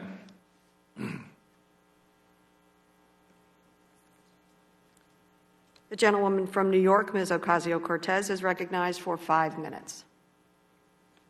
Thank you both so much for coming to offer your testimony today and your expertise. Secretary Mnuchin, not to belabor the point, but I did want to dive back in here to section 4027 and 4029 that you're referencing. I do think it's important that we discuss this because you are bringing it up as the main rationale as to why you are kind of bringing these funds back into the Exchange Stabilization Fund. First and quickly, Section 4027 of CARES explicitly states that unused funds are to be returned to the Exchange Stabilization Fund on January 1st, 2026, correct? It is correct, and that will occur on January 1st, 2026. So, and that's with respect to the unused funds. Now, Section 4029. No, it's not the unused it's the unused funds in the ESF at that time. That's correct. Yes. Yes. Thank you. Now, Section 4029 refers to rescinding authority to making new loans, right? So the law explicitly does contemplate, it has that Section A, B, and C. And it does explicitly contemplate that remaining funding as of January 1st, 2021, which is just in a matter of weeks, to be available for restructuring, modification, amendment, and administrative costs. Is that right? That is correct. And so I was wondering if I could give you the opportunity to discuss about, instead of choosing to return those funds, and you are choosing to return those funds, right? No, I'm not choosing to return those funds. Whether the funds are returned or the funds aren't returned, 4029 governs both direct and indirect. So again, I could have allocated all $500 billion on day one to the Federal Reserve. I allocated $200 billion. It really is irrelevant. It's the 4029 governs the same provision whether money's sitting in any of the accounts. That was the purpose of 4029. If you don't read that way for 4029, then it shouldn't have existed. There is no purpose to have the December 31st, 2020 date. And again, I personally negotiated these documents. I understand. And I'm trying to seek some clarification because we are in such a desperate position, given the unfortunate gridlock. I think it's that we're all aligned in interest in trying to figure out where we can explore maximum flexibility as offered by the statute. And so I'm just curious if, instead of choosing to kind of return, or rather, instead of returning these funds, instead of reading the interpretation as returning these funds to the ESF, could we use this modification statute to recapitalize loans? Recapitalize existing loans? Yes. So again, in my example, we have made airline loans. So people are focusing on the 13.3. These facilities, this governs both the direct loans and the indirect loans. In the case of if there's an airline loan that we have already made and we need to make protective advances after December 31st, 2020, the statute allows us to do that. And again, it doesn't matter whether I had allocated $500 billion. I just want to put this in perspective. Of the $190 billion I allocated that would have done $2 trillion of lending, I believe we've done like $25 billion in total. So we're talking about this is irrelevant in the broader scheme of things. So, and to kind of return to your airline example, are there other examples of advances that could be provided ahead of the sunset date? Again, on any of the existing underlying loans. So if there is a Main Street loan that has already been made, and that Main Street loan needs a protective advance after December 31st, 2020, that can be done. The difference between 4027 and 4029, has to do with existing loans versus new loans. So again, it's very clear, 4029 refers to make new loans, loan guarantees, or other investments shall terminate. Thank you very much. The gentleman from South Carolina, Mr. Timmons, is now recognized for 5 minutes. Thank you, Madam Chairwoman. I want to first align myself with the comments from my colleagues on both sides of the aisle. We need to help small businesses across this country. It is critical. It is past time. Businesses in my district and the state of South Carolina are struggling. We have tourism-related businesses that are set back. We have businesses. We have bars and restaurants, gyms, yoga studios. They're struggling. And that's in South Carolina, where we're mostly reopened. Here in D.C., they just went to 25% capacity for restaurants. The hotel I'm staying in has permanently closed their restaurant and their rooftop bar until the restrictions are lifted. we need to help the businesses that are being put out of work by the government. Government closures are helpful in certain cities, but in others, we need to safely reopen. And any business that is being closed because of the government must get relief. It is a taking, and it is wrong. So first, we need to get additional PPP loans. We need to help the businesses that are struggling the most, but we've got to be surgical about it. We don't need to paint with a broad brush. To that end, my first question is to both of you. There's no denying that the federal government has spent an exorbitant amount of money this year to combat both the health and economic toil of the virus. As our national debt climbs towards $30 trillion, it could very well hit $30 trillion next year between the next COVID relief package and deficit spending for next year. We as policymakers are looking to provide targeted relief for our constituents. How do we get the best bang for our buck? In other words, what type of economic relief or stimulus will be the most effective in preserving and creating jobs? And secondly, how would you recommend policymakers address our mounting debt over the next few years? Well, I would say for small businesses, the simplest and most effective thing that can be done is authorize me to use the $140 billion sitting in the accounts of the general fund for additional PPP loans. We spent a lot of time on 4027 and 4029. I unfortunately don't have the legal authority to spend this money, and I would like the legal authority. That would be the simplest thing to do. My next question is that enough? Is that enough? What about the businesses that have had a 97% revenue loss? Whether it's an event venue or a minor league baseball team or any other business that has been totally shut down. They are not looking at this as we need more PPP loans. They're looking at it from the perspective of the government has literally ended all revenue. What do we do for those businesses? Well, the good news about PPP loans is if you use the money correctly, they go and immediately become grants and they're forgiven. And I do agree we should pass legislation to simplify the grant forms. And I agree with you. Stages, restaurants, entertainment business, and $140 billion isn't enough. I would allocate $300 billion to this immediately. I couldn't agree with you more, and I appreciate that sentiment. And I urge everyone involved that we pass this immediately. It needs to be done before Christmas. And I don't think it's productive talking about whether the president's playing golf or not. Everyone is at fault. Politics are what is to blame, and we need to rise above the politics, and we need to get this done. I'm going to ask some additional questions. Secretary Mnuchin, yesterday before the Senate Banking Committee, you indicated that Fannie and Freddie should not be released from conservatorship without appropriate capital.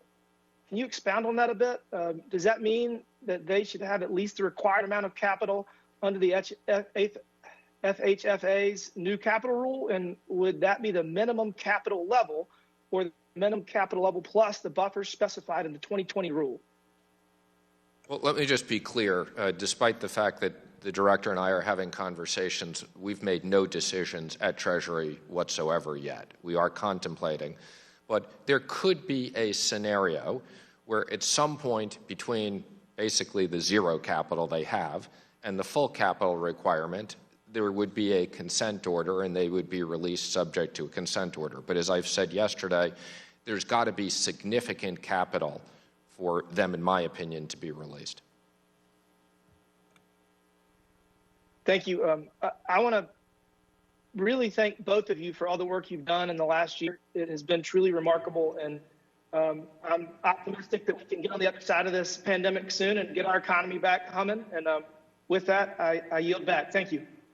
The gentleman yields back. The gentlewoman from Virginia, Ms. Wexton, is recognized for 5 minutes. Thank you, Madam Chairwoman, and thank you very much, Secretary Mnuchin and Chairman Powell, for joining us here today and for all your work during this pandemic. Secretary Mnuchin, one of the facilities that you're allowing to expire at the end of the year is the Main Street Lending Program, which, as we've discussed, has had a number of issues and I would submit has been really kind of a disappointment. I mean, it was designed to support up to $600 billion in lending to small businesses and medium-sized businesses, but in 8 months, it's only supported about $5 billion of loans. to about 420 companies. Do those numbers sound right to you, Secretary Mnuchin? They do, and I would acknowledge I'm disappointed as well that there wasn't more take-up. It was something the Fed and we worked very hard, but it was very difficult to design a program that could be really used. Well, one of the loans that was to a Welshire Financial Services, which is a company that is in car title lending. And I assume you're familiar with this loan because it's been reported in the media lately. Are you familiar with this loan that was made? I'm really not familiar with the loan. I've seen certain things in the media, but I don't have access to the underlying loan documents and the underlying loan files that the Fed has. Right. So you didn't have a role in making this loan because it was only between the lender and the borrower, right? I had no role other than setting the policies with the Fed chair for the facilities. And I assume the loan complies, but I don't know. And one of the policies, though, was that those loans would not be available to finance or lending institutions, correct? I believe that's correct, but I'm not familiar with the details of the loan, as I said, you're referring to. Well, I'll tell you a little bit about it because they were able to exploit a loophole in the law by organizing in Texas as a consumer credit access company rather than a lender. And they did that in Texas to avoid their usury laws there. And so now they have a $25 million loan from the U.S. government, taxpayer funded at 3%, which they're lending out to people at 350%. Would you agree, assuming that that is correct, would you agree that this violates the spirit and the intent of the law and the regulations? I would, and I would expect that loan will be reviewed and audited. Okay, so you agree that it's not a good look, especially given that it has come to light that the owner of the company is a major donor to the president. Again, as I've said, I don't know the specifics of the loan, but I agree based upon what you're saying, that was not the spirit and the intent of the use of the loans. Can I get a commitment from you here today that you will review that loan and consider clawing back the money? You'll have to get that from the Fed because they administer the program. I don't administer it. I don't have that ability, but I'm sure Chair Powell can respond to Chairman that. Powell. Chairman Powell, can I get a commitment from you to consider clawing back the money and review this loan? So let me it's really inappropriate for me to try to comment on individual loans like the Secretary. I'm not involved in the process. I will say this. People make representations. We set out clear rules. They have to be obeyed. And we'll always look, and if they're not obeyed or if incorrect representations are made, then the consequences will follow. And we will look at all of the loans in that light. Very good. Thank you. Now, Secretary Mnuchin, a lot of discussion has been taking place in this hearing today about whether you have to expire, whether these programs have to expire at the end of the calendar year or whether you're allowing them to expire. And I understand that you're saying your reading and your interpretation is that they expire and you don't have any discretion in that. I can't help but suspect that had the results of the election for president been different, your interpretation would be different. But I would inquire, have you had an opportunity to speak to incoming Treasury Secretary Yellen? I have. Okay, very good. And have you discussed with her your intention to end these facilities?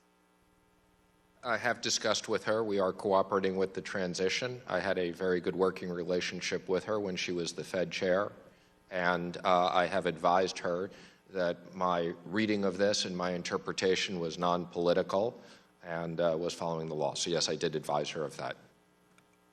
And was she disappointed, or did she disagree with your interpretation of the law? She didn't reflect an interpretation one way or another. Thank you very much. I will yield back. The gentlewoman yields back. The gentleman from Texas, Mr. Taylor, is recognized for 5 minutes. Thank you, Madam Chair. Appreciate that. Appreciate this hearing and appreciate your gentleman's hard work during an unprecedented 2020, one that we really didn't see coming. I want to talk about the policy decisions that are made in this building versus broad help, which is what we did in the spring, versus targeted help, which I think is something that we're talking more about. Heretofore, I have heard some reluctance to go to targeted specific help, and I'll use airlines as an example. So that's something we made a decision in the spring. We're going to give targeted specific help in the airline space because there's need there. 2020, one that we really didn't see coming. Madam Chair, can we get that? Talk about the policy decisions that are made in this building versus broad help, which is what we did in the spring, versus targeted help, which I think is something that we're talking more about. Suspend for a moment till we get the audio straightened out. It's Colin.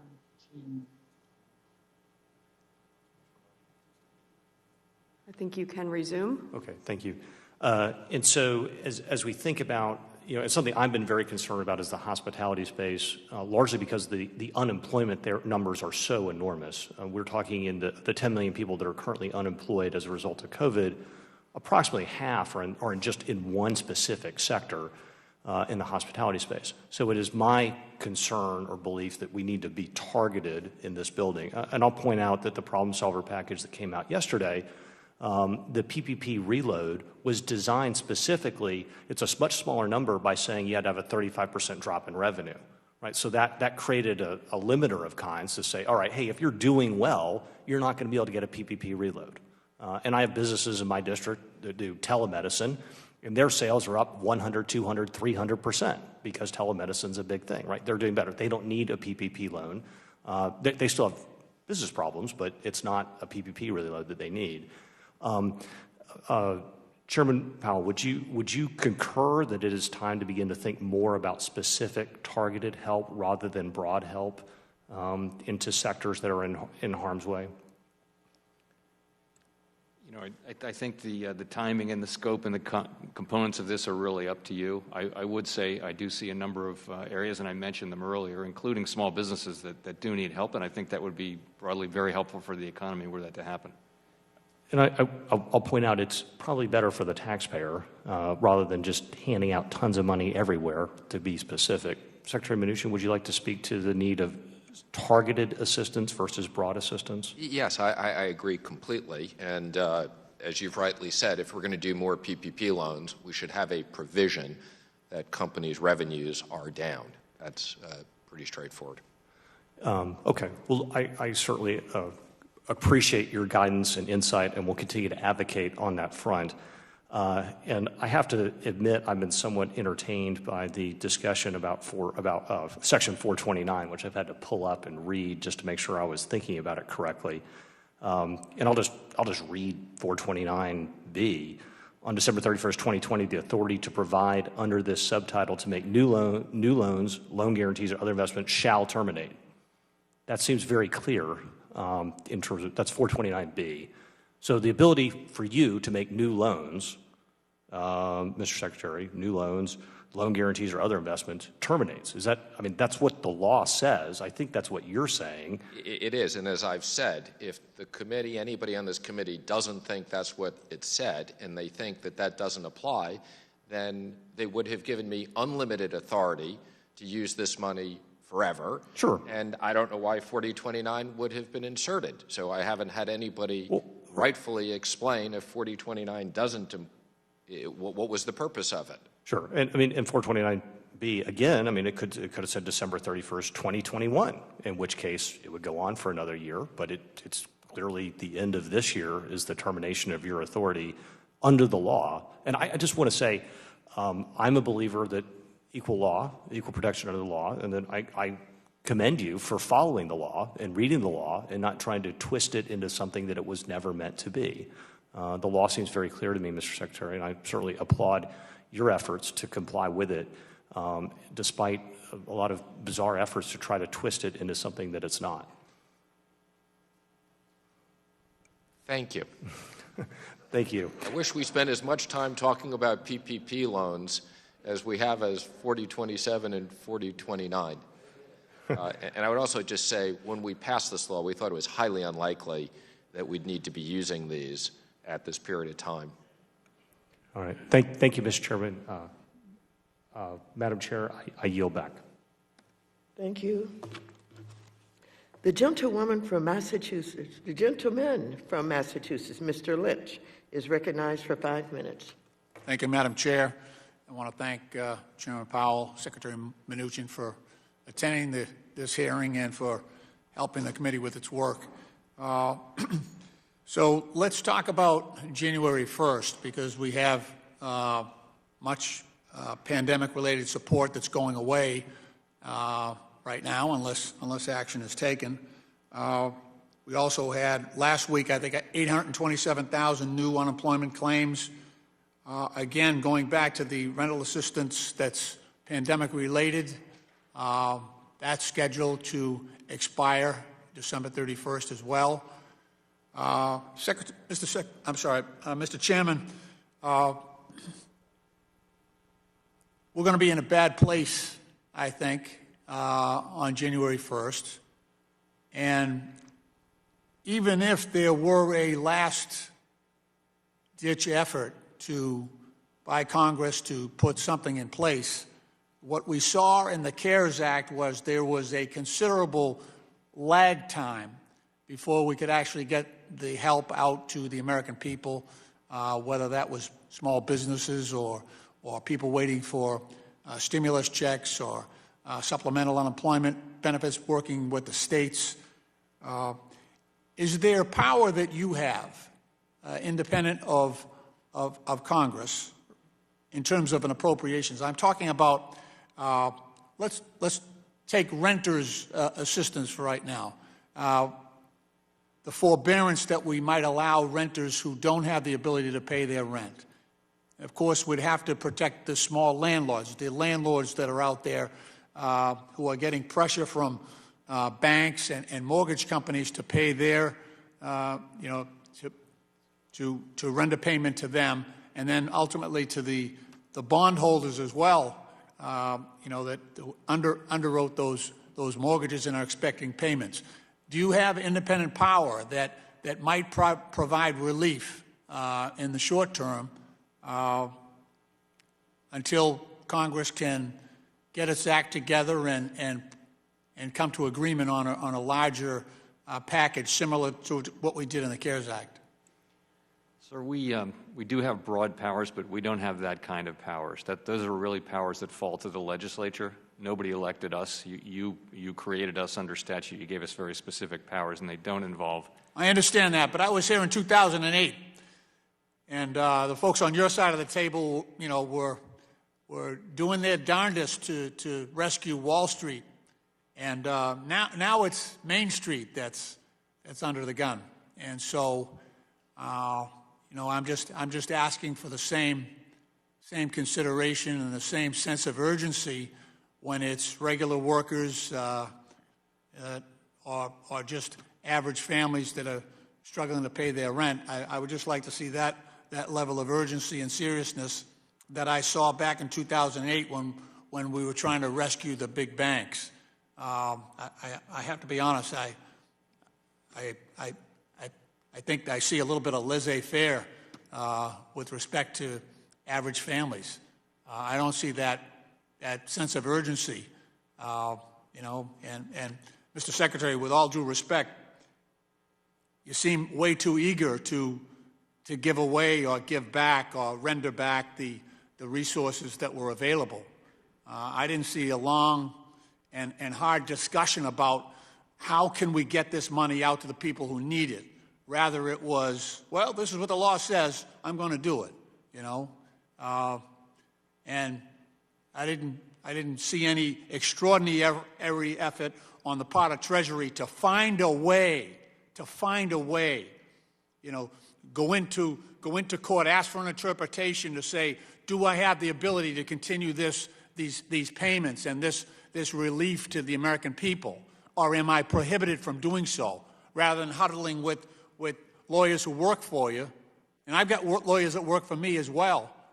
I didn't see an extraordinary effort on your part to try to make sure we could find a way to make sure that the incoming administration has some resources to deal with this problem. I just want to be clear. I spent the last 4 months trying to work with Congress to get additional legislation passed. I've been on probably 100 calls. We all have. What people need. We all have. People need fiscal response. These programs were not used. So let me just be clear. People need, and again, people need more PPP money. They need grants. They need airline support. They need unemployment insurance. These facilities were not being used, and I've worked every day to try to get Congress to pass more legislation. So I don't appreciate that comment that I haven't worked hard. Well, sir, I would just say that what I saw when Wall Street was on the hook was creativity to the nth degree in ways of repurposing money to make sure they got what they needed. And I would just... The gentleman's time has expired. I was just saying, yield back. if I had any Gentleman legal- from New York, Mr. Zeldin, is recognized for 5 minutes. Thank you, Madam Chair. Secretary Mnuchin, feel free to use some of my time here to complete your thought. I'll yield to you. Thank you. I was just saying, if I had any legal authority or I could get the president to sign an EO tomorrow to send out the $140 billion to small businesses that need PPP loans, I would do that. And again, for all the conversations we've had on these facilities which were barely being used, most of which did support big corporations, I might add, okay, and not Main Street, enough money to Main Street. Main Street needs more money, grants, PPP. Thank you.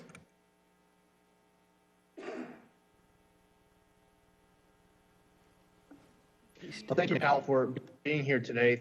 Thank you to Chairwoman Waters, Member McHenry for holding. Secretary Mnuchin and Chairman Powell, I want to start off by saying thank you to both of you for your leadership during this pandemic, especially as it pertains to standing up and fine-tuning these needed liquidity facilities. First off, I would share that with regards to the Paycheck Protection Program, I've heard from business owners in my district, from local mayors and others, about how the Paycheck Protection Program has not only saved small businesses and small business jobs, but saved in the entirety of main streets in the 1st Congressional District of New York. With regards to facilities, the original municipal liquidity facility term sheet excluded my home county of Suffolk, where my constituents live. But the Federal Reserve and Treasury listened to the concerns that I and others raised about lowering the population thresholds for eligible issuers. This provided greater access to a much-needed backstop financing tool for many state and local governments and entities like the MTA. I want to say thank you for your attention to this critical market and the commitment to remaining vigilant of any problems as they arise, because we need all levels of government to work together. This is not a time to be Republicans first or Democrats first. This is a time to be Americans first. Secretary Mnuchin, late one night, I got on the phone with my local Democrat county executive to talk to us about the municipal liquidity facility and getting eligibility for Suffolk County, and you listened to our concerns. The municipal liquidity facility is set to expire at the end of this month, and that all unused CARES Act funds at the liquidity facilities, my understanding, will be returned to the Treasury Department. But I want to make sure Congress, Treasury, and the Federal Reserve are working together and remaining vigilant into 2021 as well. To ensure adequate municipal debt liquidity, the municipal liquidity facility should remain in operation into 2021 till we know for sure we're out of the woods. The onus is not just on the Federal Reserve and Treasury. Congress needs to step up to the plate and get a COVID-19 relief bill across the finish line. Secretary Mnuchin, I know how hard you have been working over the course of what has been many months, which is why I'm glad that you had an opportunity here to help clear the record as to the allegations that were and the charges that were just being made in your direction. You've been working extremely hard, and I want to thank you for your efforts in negotiating the next bill. Congress provided support for state and some local governments in the CARES Act, but limited the support for local governments with more than 500,000 in population. Chairman Powell, in a Senate Banking Committee hearing in May, you talked about the negative effects on the overall economy that come about when state and local governments face serious fiscal constraints, citing evidence from the 2008 financial crisis. It is clear that fiscal solvency of all levels of government is important for economic recovery. Can you elaborate on the importance of the health of all levels of government for the health and growth of the overall U.S. economy? So State and local governments provide, as you suggest, provide critical services, fire, police, sanitation, all those things that people depend on, public safety, and live under balanced budget requirements in essentially all the states. And so what happens when costs go up and revenues go down is that they lay people off. And they've laid off more than 1 million people so far.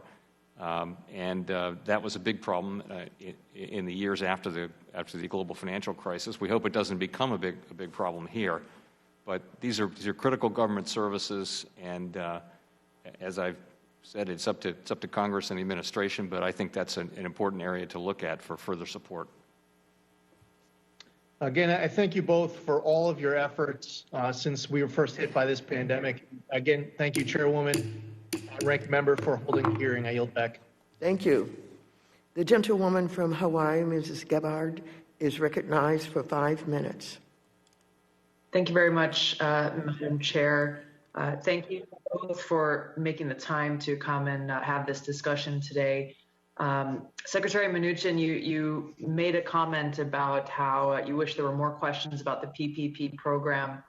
I wanted to ask you to talk a little bit about that today, given a comment you just made and also the news that's come out about how some of the largest businesses that qualified under PPP took up the majority of the money. So as we look to a new stimulus package, whether it's this year or it comes out early next year, what improvements would you recommend that the PPP program take on to ensure that the majority of those dollars are actually going to the small businesses within our communities who are barely keeping their heads above water trying to survive? Well, thank you. When we created the original program, the entire economy was shut down. But now that that's not the case, I agree with you. It should be much more targeted.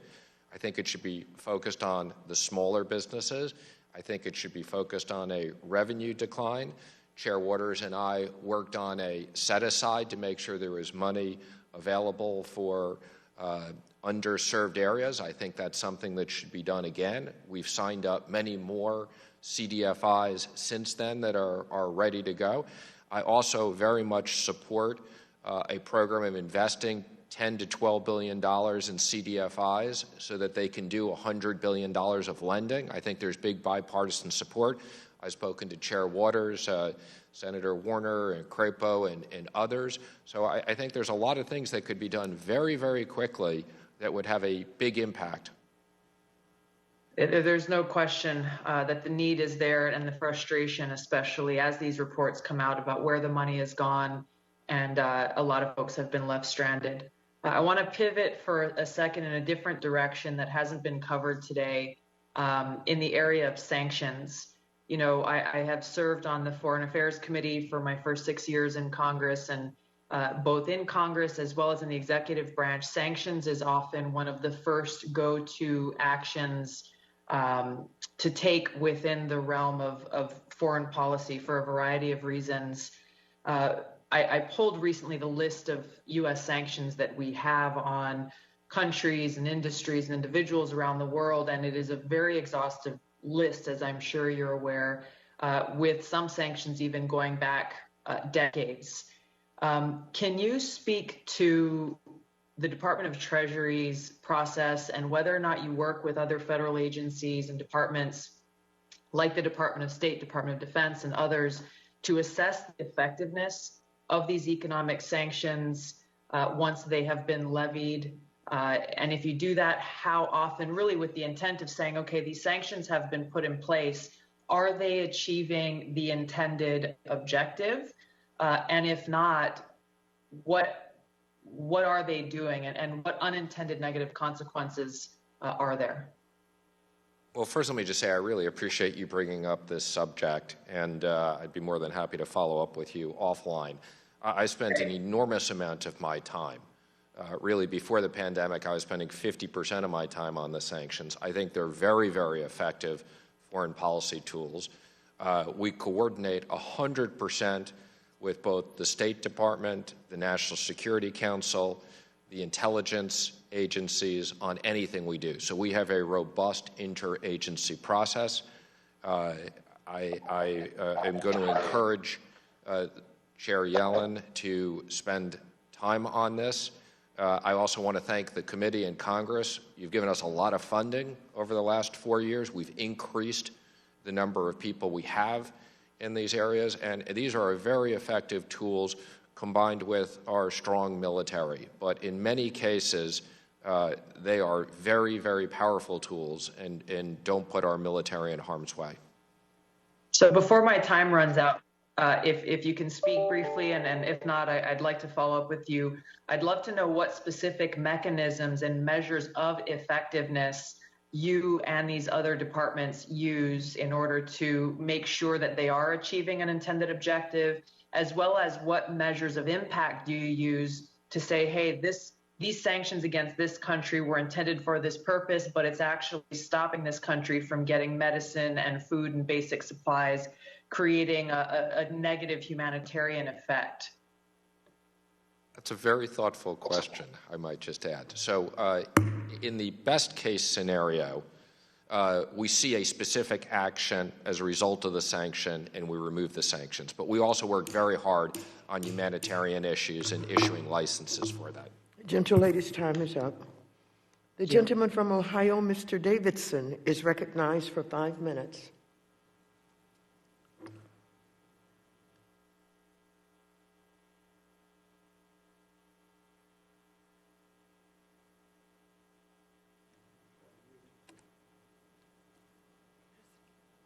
I'm sorry, where is he? Mr. Davidson, you're on mute.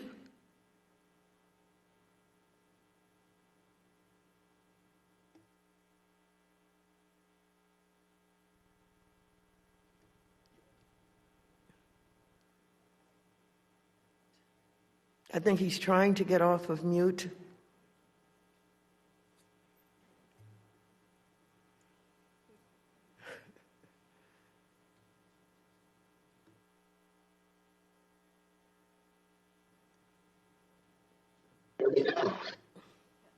I think you're on. Hello?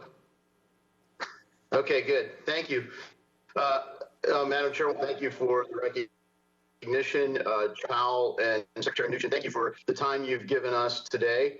I really appreciate the way you've handled our questions and the way you've pointed out what the law that Congress passed actually says, and frankly, for faithfully following that law. We do need fiscal policy, not just monetary policy, and frankly, we need Congress. By the way it sounds, some of my colleagues would just strike Article 1 from the Constitution and have the executive branch do everything. So I'm glad that that the body stays relevant, and I'm hopeful that we can do some of the good things that did happen. So let me highlight a couple things that constituents in the 8th District of Ohio share with me. One, Chairman Powell, the Federal Reserve had a very robust and very swift and decisive response in the last half of March and the early days of April. So those first 2-3 weeks, there was a true liquidity crisis that was hitting our markets and truly global, because the demand for dollars wasn't just here in our markets. The demand was global. So you saw OPEC countries dump oil into the market, sucking cash, U.S. dollars, into their countries as a way for them to get liquidity. But you saw holders of all sorts of assets, including municipal bonds, generally considered very safe and liquid, disappear. There was no buy side. So the Federal Reserve's response in providing liquidity there, to me, fits right in line with the whole purpose of the broad authority under 13.3. But nevertheless, we saw under 13.3 some distortions that have carried over as we've seen the size of the Fed's balance sheet grow, and some of the questions on that I think are relevant. How big does it grow? Well, big enough to make sure we provide economic stability. That was the clear intent of the CARES Act, but not so big that it causes true economic distortions. And where the inflation is showing up isn't in consumer prices. A lot of people fear and frankly know that it's in marketable securities on Wall Street. And while that benefits retirement savings, it accentuates the wealth gap. Secretary Mnuchin, thanks for calling attention to the payroll protection plan. That was tremendous for Ohio's 8th District. And in our district, we had about 9,000 loans made. 80% of them were for $150,000 or less. So they were small loans and overwhelmingly made by smaller lenders. And what was the effect of that? Well, we had over 100,000 people in Ohio's 8th district stay on payroll. So the loan did go to the business, of course, but for the purpose of keeping payroll happen. And the benefit of that was so many of these individuals, their families kept benefits, health insurance and other things that come with employment. So it's been a tremendous source of stability. So I congratulate my colleagues on the success of the payroll protection plan, but frankly on Treasury and the SBA and others, all the banks that made this functional. The concern we have is the slow walking of forgiveness on the back end. So I hope you can give some attention to that. And as time dwindles swiftly, I want to get to one topic that is emerging. So we've seen, the rise of digital assets, and frankly, to the extent that some people have proposed a central bank digital currency as a response to our monetary situation right now. And I think it's important that we do that very thoughtfully.